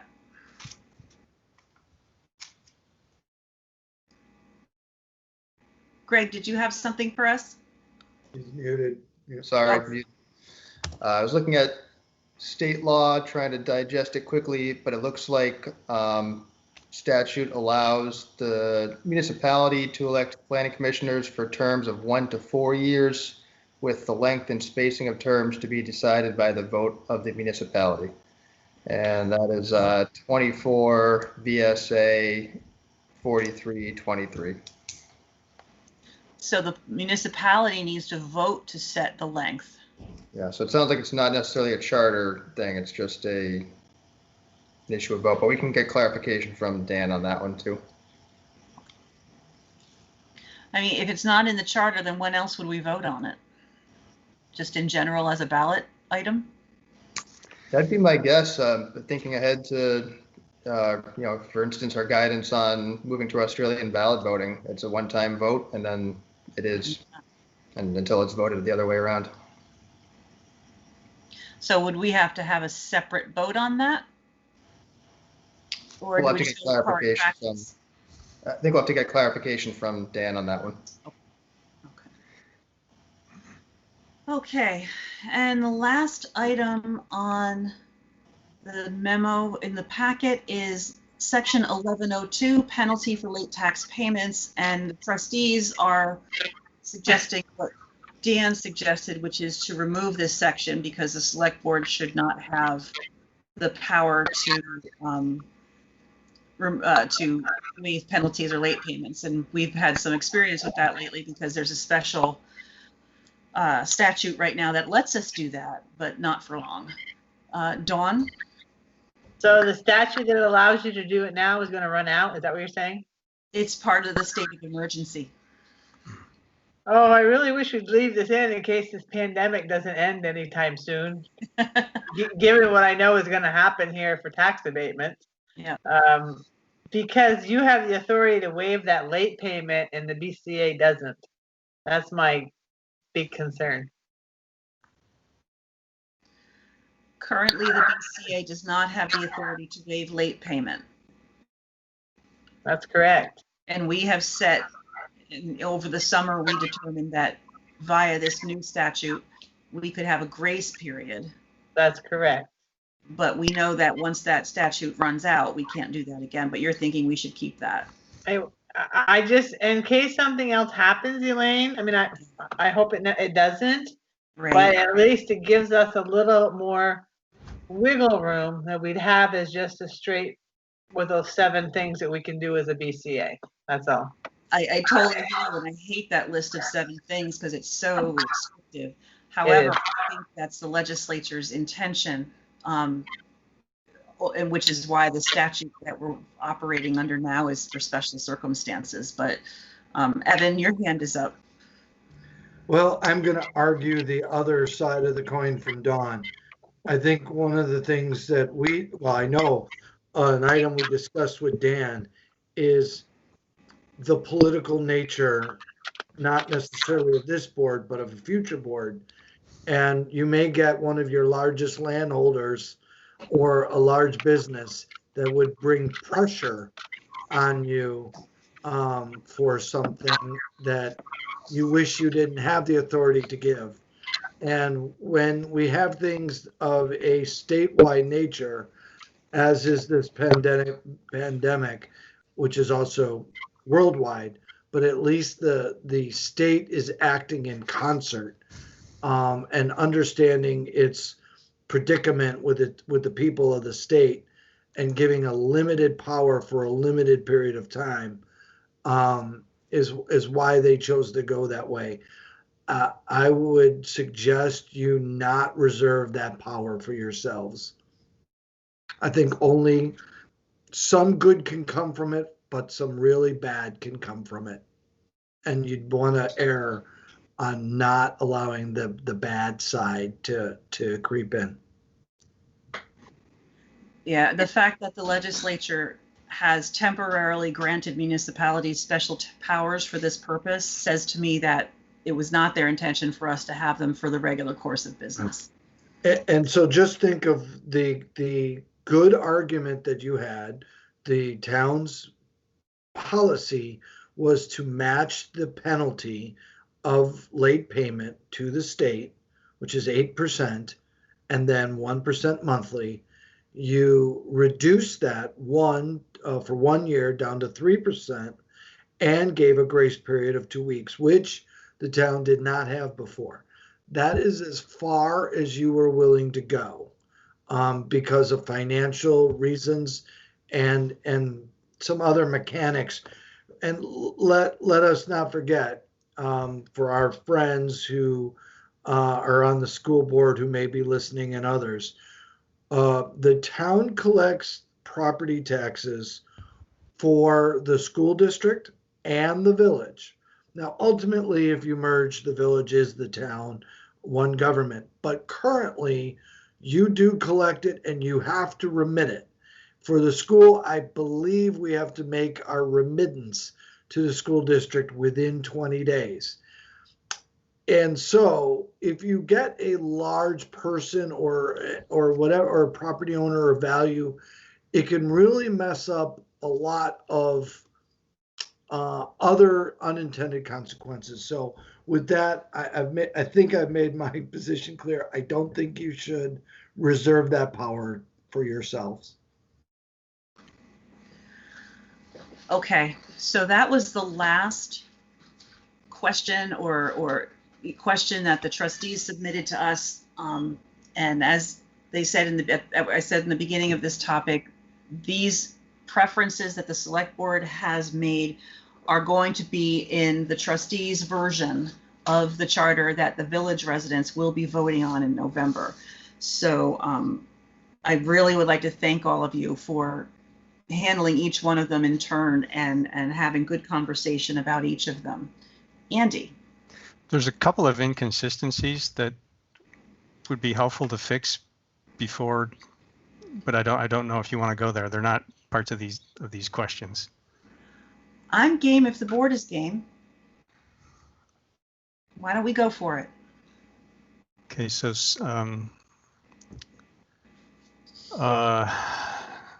section 114. It says that in the year that the legislature approves the whoever's term expires in the year that the merger or the June charter is approved gets extended automatically to June 30th of 2022. Mm-hmm. I'm confused logistically if this happens after town meeting in 2021. We've already had an election for new officers. I don't understand how this works. I had the same question, Andy, because if merger is approved in March of 2021, the legislature would have supposedly approve in May of 2021. Right. And the transition we've already July. Yeah. And we've already had an election, yeah. Right, so the expiring 2021 seats should be extended to June 30, 2021. And then on July 1st, the interim governing board would take over. That's kind of where I'm at on that. Now, I think George had responded to that saying that it can be revised in committee. Oh, okay, he's relying on somebody else to clean up inconsistencies, okay. Right, I would rather clean up inconsistency. Yeah. Does that make sense, Greg?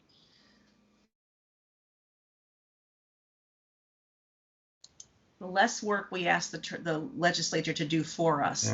Yeah.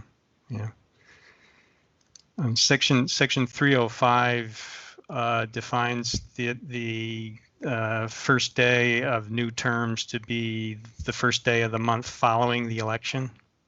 So 305. Okay. It says the terms of the officer shall commence on the first day of the month. And then it says at the first meeting following annual town meeting, the select board shall organize and elect a select person. This then says you cannot have a second select board meeting in March, because those officers, those members have not taken their seats yet. So we could say at the first meeting of the month following the month of election. Yeah, it needs to be in the, I mean, we've always had that one lame duck meeting. Yeah. Chance to say goodbye to people if they're leaving. But it's this, I don't think we can have, right, that meeting without already taking your seats and doing it. Yeah. I agree. 307A. Andy, before you Yep. continue, Greg, did Yep. you catch that edit? He did. I saw him do it. Oh, First there it meeting is. of the month Okay. Following the I'm annual. going- So yeah, at the first meeting of the month following the annual, okay. Yeah, okay. Thank you. 307A. Don, you'll be concerned maybe about this one. It doesn't allow select board members to work at the polls.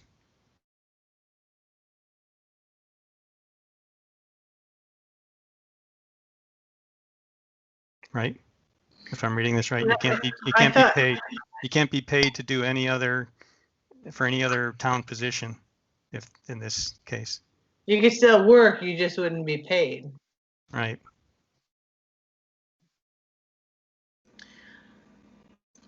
That would, yeah, you'd have to specify it. Whenever you work at the polls, you're always asked, or do you want to be paid or are you volunteering? That's right. So select board members. Oh would no, just- I've worked at the polls, and I actually was never asked that question, and the check showed up one day. So Oh. I've done it. I was never asked. So I was assumed that in fairness that we would pay everybody, but Well, see, I don't even know if that would constitute being town employment, because you're being, you it's a gotta fill out. contracted, You it's gotta a fill out a contracted W-9. service. You gotta fill out a W-9, right? I think Dawn passed some authority on this one.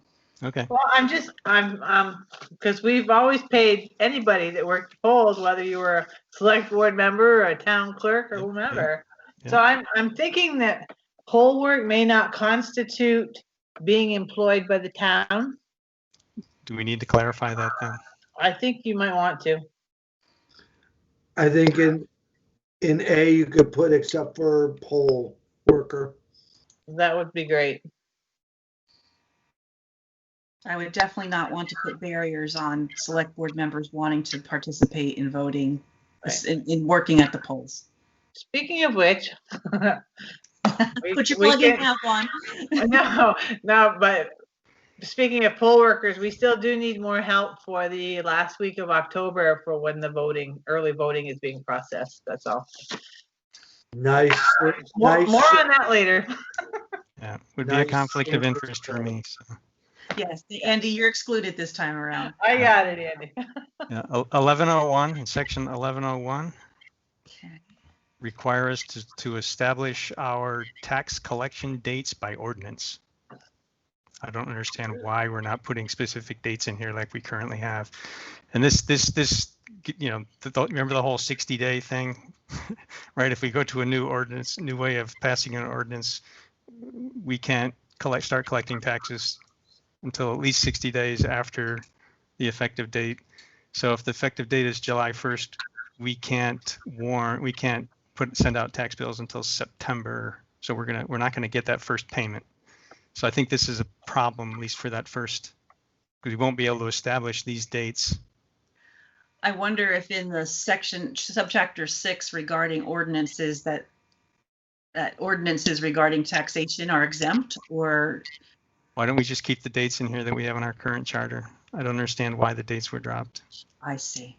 or why it was made flexible. The other concern here is that any future select board could change the date with very little warning. You know, you have a public hearing, and all of a sudden your tax due dates are different.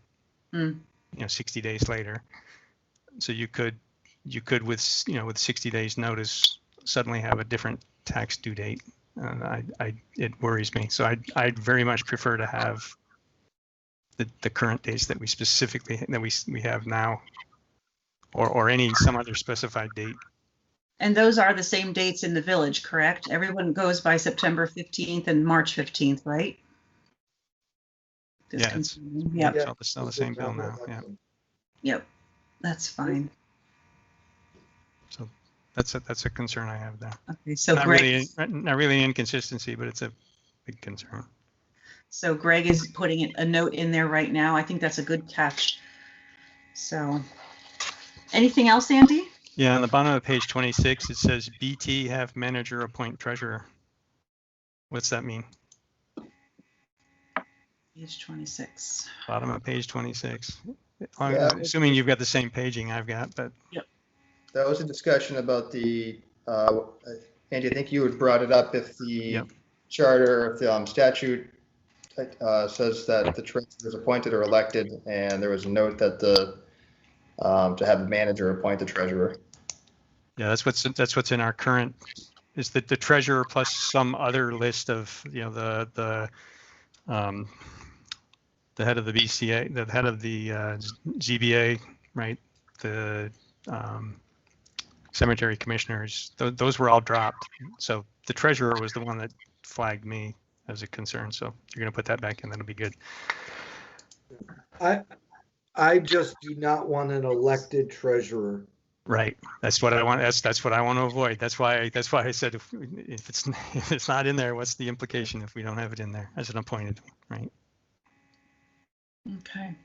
Okay, and then the last one, I promise, is we do not anywhere in this document say who appoints the town attorney.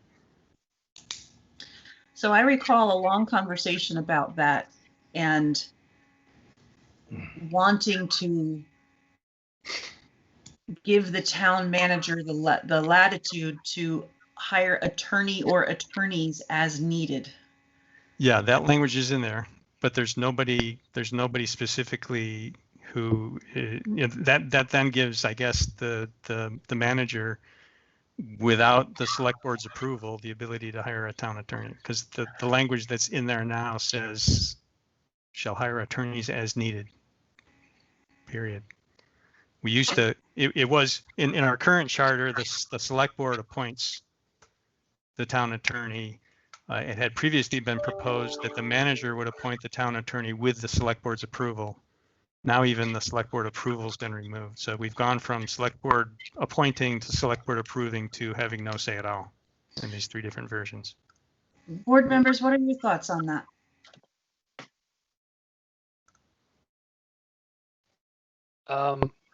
What are the advantages? Like, I guess I would want to hear from Evan's take on this. Evan, what's your take on the language? Two different schools of thought. First, I have experience with some others in my profession where they have installed someone who may or may not be qualified. I am more in the camp that the manager should recommend and the board shall approve, shall whatever the language is, but I'd rather recommend and have you take action than have the sole authority for the town attorney. We went through a process in the village where we did an RFP, we did an evaluation process. The selection was mine with board approval. I think that would work well for this new community. So sounds like perhaps if in that section we added one sentence that said the manager shall recommend the hiring of the town attorney, capital T, capital A, with select board approval, because there's going to be times where you can hire an attorney to do something and you don't necessarily need, like when you hire our labor attorney to take care of the Correct. Contract. Right. One time I hired a special attorney to deal with the EPA. And our board was like, yep, go ahead. Yep. Yeah. As long as you say that person's qualified and we can afford it, let's go. And to I be think it's- clear, this is a change from our current charter, which has it the other way. The select board appoints. So. But I think this is a good compromise. It Yep. takes, yeah. Yeah, Okay. but it was, yeah, I didn't want to have it completely missing though. Right. Okay, well, we've covered an enormous amount of ground here, and I really appreciate everybody's thoughtfulness. I think next steps are that the trustees will receive our decisions on these items, and they're going to move forward and do what they need to do. And this puts us in very good stead to have a conversation with the planning commissions in early October, I believe. And then we can button that up and hopefully have the entirety of the month of October for the select board to sit with the close to final version of this draft charter, make any final last comments, questions, edits, and then we can hopefully by the end of October vote on whether this is the charter we want to put before the voters, but then be ready to go out during the month of November to talk to the public about it. So thank you for plowing through these comments and questions. I see lots of activity in the participants section. So with your approval, I would open it up to the public for some comment. Again, you can either raise your hand or wave into your camera or place a comment. And I did see that Ken Signorello has been waiting very patiently with his hand up for quite some time. So please go ahead, Ken. We have no choice but to be patient under this mode of operating. Quick 2 points. I just took a quick look at the state statutes regarding charter ordinance adoption. It's Title 24, Chapter 59, Section 1972. I'm finding it hard to believe, but there is no requirement for any public hearing. There's a requirement for publishing stuff in a certain number of places in a certain amount of time, but no requirement for a public hearing at all. So if it's your intent to have at least one, you're going to have to put that into the charter, I'm afraid. Second point, Pat, you're concerned about frivolous ordinances. Yeah, I suppose 5% of the folks might put out a petition for a crazy ordinance, but it still has to get voted on by the whole population. So I'm hoping that there would be some protection there from having to pat your head and rub your stomach while crossing the street or something like that. Thank you. Thank you. Is there anyone else?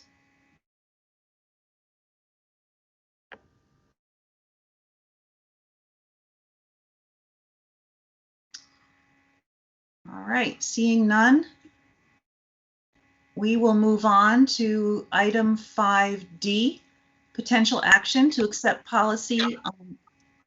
Excuse me? Oh, Dawn?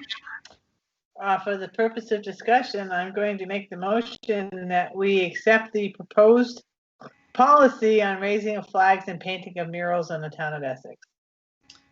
Okay, we'll need a second to move it to discussion.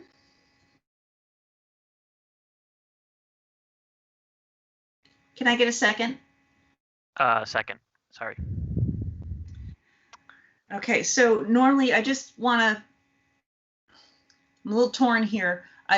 We were by policy and by practice, we motion and second something so that we can get it onto the floor to discuss, but then we don't allow public comment if there's a motion on the table. So we have an inconsistency there. So even though we've got this motion and second, once we're done discussing this before we vote, I am going to want to open it to the public. So I just want to make that clear, okay? That's fine. I have no problem. Okay. So, Greg, would you like to walk us through where we stand with this policy? Sure, I'm just going to pull it up as I speak to walk through some of the updates. So the board saw this a couple of weeks ago. The trustees were looking at it at the same time. So as I go through it, some of the comments that the select board requested, that the trustees talked about, and some input from village staff and the village attorney as well, town staff and town attorney had reviewed previously. Under the position, talking about how each project must include or address the following guidelines. And I believe those were liberally borrowed from Montpelier. I won't say we actually stole them, but Montpelier's was a framework for us in creating this policy. Flags, we changed public lands to municipal property. Mentioned that no flag except for the U.S. flag or the state of Vermont flag. Exempting those two from having to get select board or trustee approval. Just giving some additional ability to the select board of the trustees to remove a flag if it was not what was approved, the dimensions or the design, and taking away any liability for the select board of the trustees as well. Murals, some similar stuff in terms of, I'm going to jump ahead and I'll go back in a second. Similar language in terms of the ability to remove a mural if it was not what was approved in terms of size or design. Also releasing from liability the town or the village. And looking again some more at the preferred locations, there was Educational Drive between Main Street and Central Street in the village. Also, we had originally or previously talked about Essex Way up in the town center. The school district asked or pointed out that Educational Drive beyond Central Street and Drury Drive turns into a private drive. They didn't want to have any confusion being created in terms of even on that public portion, whether it was a town policy or town message versus a school message. And then this was put in here for discussion largely from the trustees. And no event shall murals be installed on public lands adjacent to private property without the written permission from the property owners. There was some discussion there with the trustees about putting messages in front of somebody's home who doesn't agree with them, or just artwork that they don't appreciate, as this is not necessarily a message mural policy, just a general mural policy. So those are the main changes. I'm happy to try to answer any questions or take feedback. Thank you, Greg. Board members, what are your thoughts? So, sorry, go ahead, Vince, and then Andy.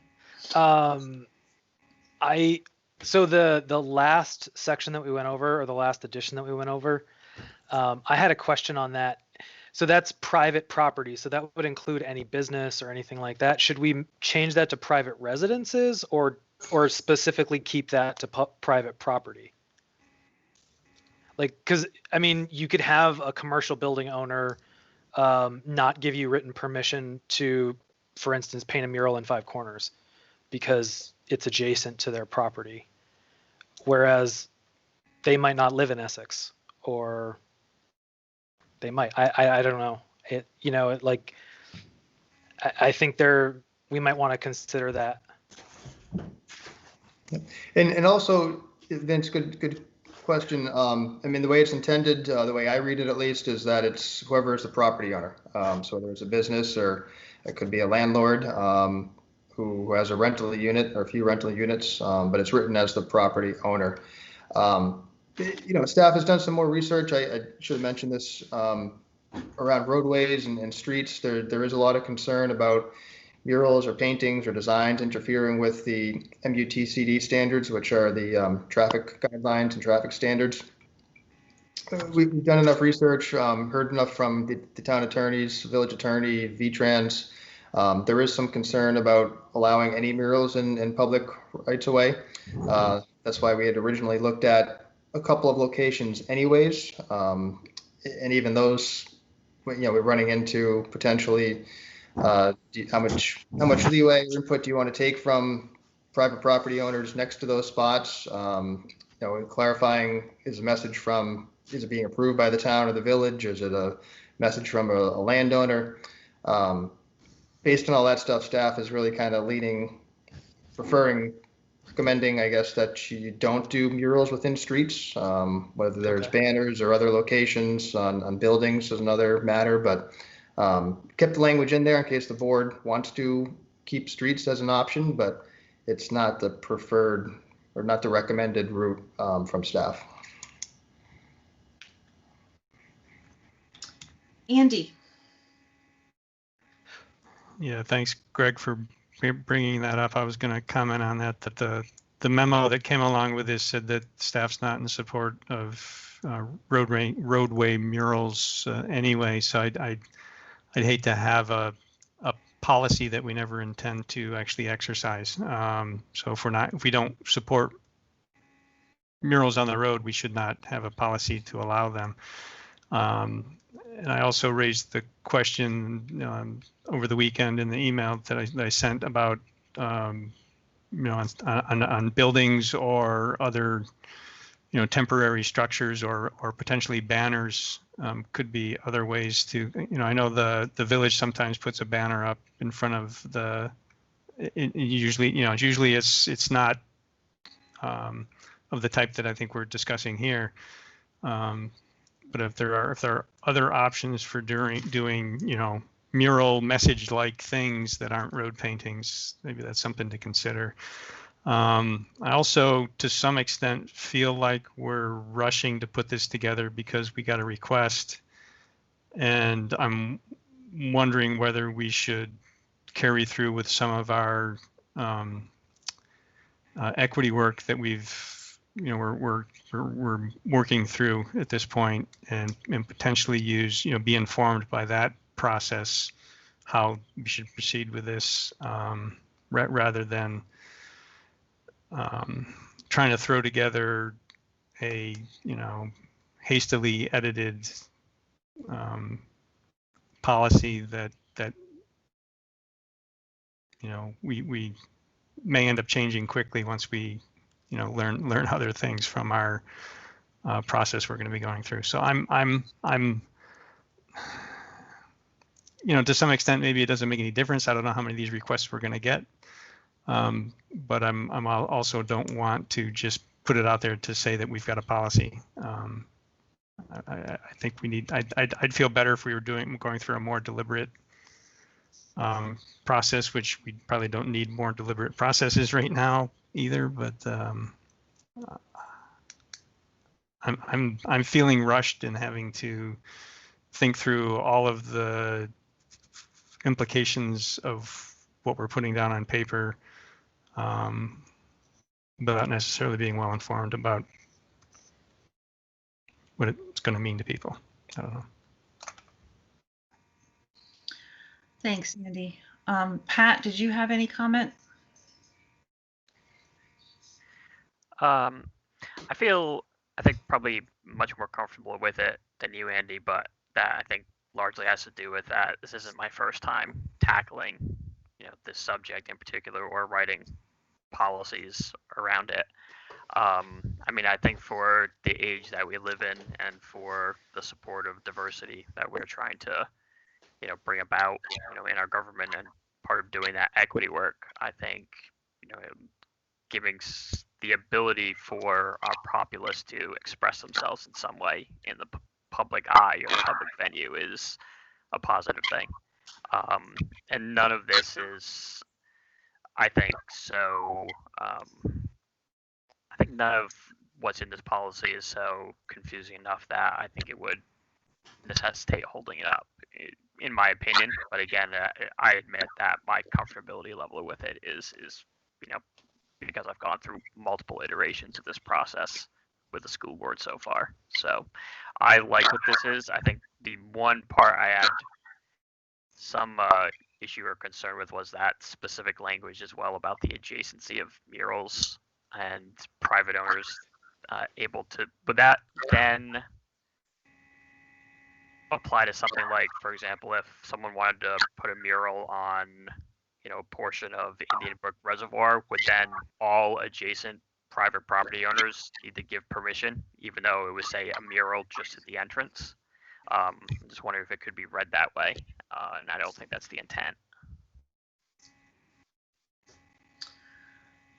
Vince, go ahead. I just wanted to clarify, my my reasoning behind what I said is because, we might have a business owner that is non-responsive, doesn't live in Essex, doesn't care, or,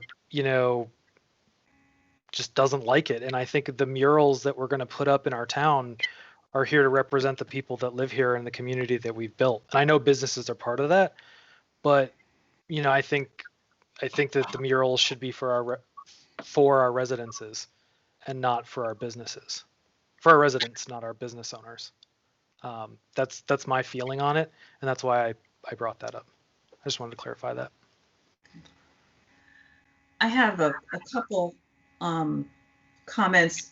First of all, the part about private owners providing written permission to the town. Our precedent for projects that abut neighbors is to notify them of a process that's happening and then inviting them to be at the planning commission meetings when that parcel abutting them is up for discussion. We don't in any way ask abutting neighbors for permission to build something next door to them. I just want to be sure that offering permission versus notification is what we want to be doing. It might be a better approach to say a mural has been proposed on a building abutting your property. There will be a hearing or a select board meeting about this topic on X day. Please come talk. I'm not keen on giving individual homeowners the ability to not allow something to happen that the town's wanting to do. Just in general, it doesn't matter whether it's a mural or whatever, but our precedent is to provide notification, not request permission. Another observation I'd like to make, and this is not to be critical of the mission statements of the village or the town, but they don't necessarily inspire the kind of, I'm not sure how to put this, they're very bland, and they're not something that we should be basing this kind of policy on if the purpose of this policy is to allow our citizens to express themselves, because we're just saying, well, we have a parks department and we plow and we do this. That's not, I'm not sure how we would be able to say, well, that doesn't go, that goes against our mission statement when our mission statement does not have the right kind of comparative terms in it. I would much rather we refer to Heart and Soul, which if you go to heartandsoulofessex.org, the lower half of the web page has the 6 community values that our community worked for 2 years to develop. Those should be the measure against when we make decisions of this nature, because those are like the heart and soul of Essex. Those are the things that our community came together and made those decisions about what they should be and what they want for their community, as opposed to this very brief mission statement. I think that's a much better standard to compare against. But lastly, the thing I want to say is I don't think we should be voting on this tonight. I agree with Andy that there needs to be a more deliberative process, because the whole point of this was a request by a resident to make a political statement in support of something. We don't have any voices at the table right now discussing this other than a bunch of white people.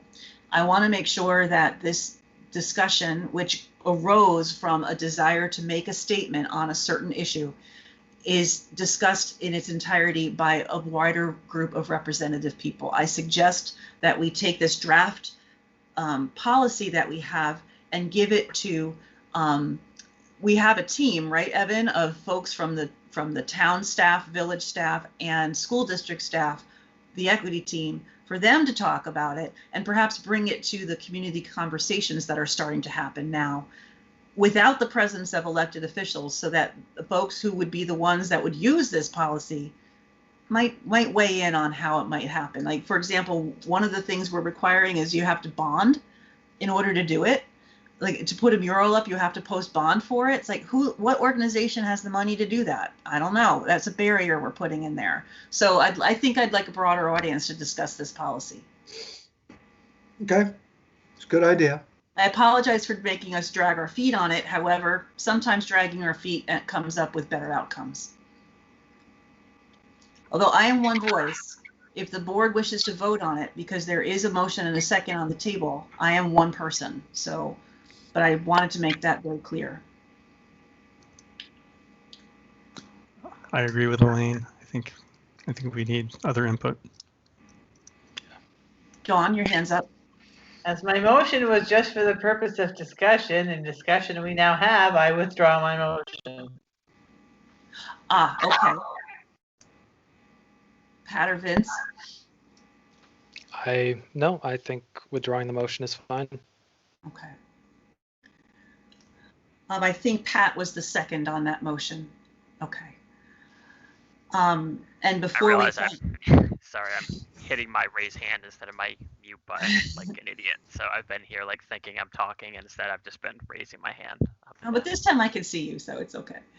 So thank you for your reconsideration of that. And before we take this topic, before we wrap this topic up, let's open it to the public to see if anyone has comments. Anyone who would like to speak on the mural and flag policy under discussion? Go ahead, Kent. Good evening again. I was thinking about this since it came up at the trustee meeting and then at one of your meetings prior. And, if you cut this into two sections, you can probably bias a bit towards giving folks a chance to express themselves.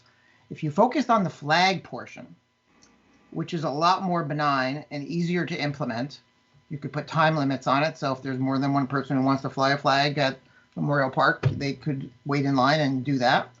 And the mural part obviously is going to require more work, but at least you could address part of the request right away fairly easily, I think, if you focused on just flags first. Thanks. Thank you. Is there anyone else?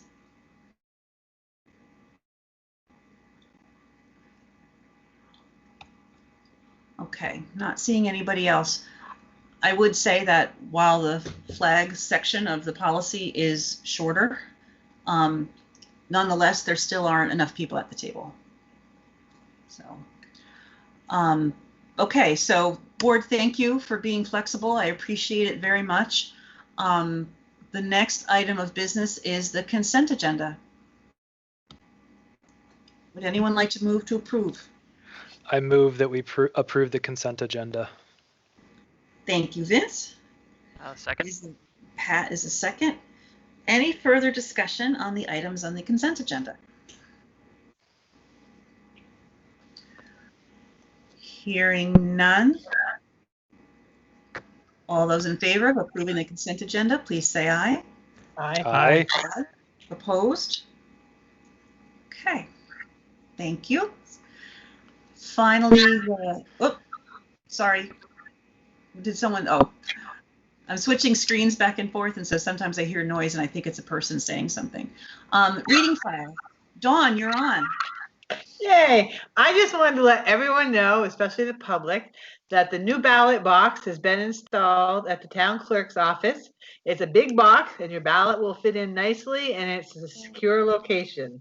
So please feel free and safe to go and vote there. Wonderful, Dawn. Thank you. Evan. I will add to what Dawn said. We did obtain a new extra box that is large enough for those. It is secured. It is under camera. So for anybody who wants to know, if you mess with it, you will be on camera.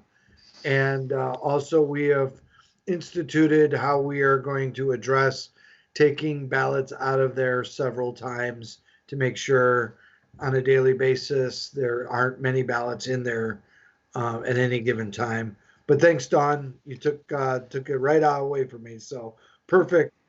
We're seeing voting activity. We're getting ready for that, and the clerk's office is busy. Also, one of the things I was going to mention is the village and the town have been quite successful of recent days in obtaining grants. So both the village and the town received a grant to do business activities to try to drum up business. Both received $10,000 grants. The town and the village both received clerk digitization grants. So for people who come looking for records like land records, you end up going to a land book and then taking it out of the land book and then photocopying it, etc. We are looking to digitize those records, so you will also be able to get them online in the future. So lots of good work in getting grants. Thanks, Evan. It is really good work your staff is doing. Andy? Yeah, looking at the upcoming meeting schedule, I know there's a doodle poll out looking to do a planning summit. I just need to say in open meeting that I likely will not attend that meeting because of potential appearance of a conflict of interest due to my employment. My employer has asked me not to participate in discussions about changes to how town planning is done. So don't plan that meeting around me. Thank you, Andy. We'll miss you from that, though. Anybody else? I would just like to say we completed just before this board meeting the second racial equity training process, part two of a three-part process for elected officials and department heads, and it has been so valuable and so excellent. I would really like to thank Evan and the staff, Greg and Travis, for putting this together, and it has been incredibly valuable, and looking forward to part 3. So thank you very much for all you're doing on that. Greg. I'd just like to say that's really creative discourse with Tabitha Moore and Sue McCormick. So I'm happy to be working with them in a liaison, but really they're the ones who deserve all the credit. Well, thank you very much for arranging for them to help us with this. We are all better for it. Well, if there aren't any further comments or questions from the board, I'll take a motion to adjourn. So moved. Second. Dawn has seconded. Any further discussion? All those in favor, please say aye. Aye. Thank you all for a very efficient and productive meeting. Thanks, Elaine. Have a lovely evening. Good night, everybody. Bye.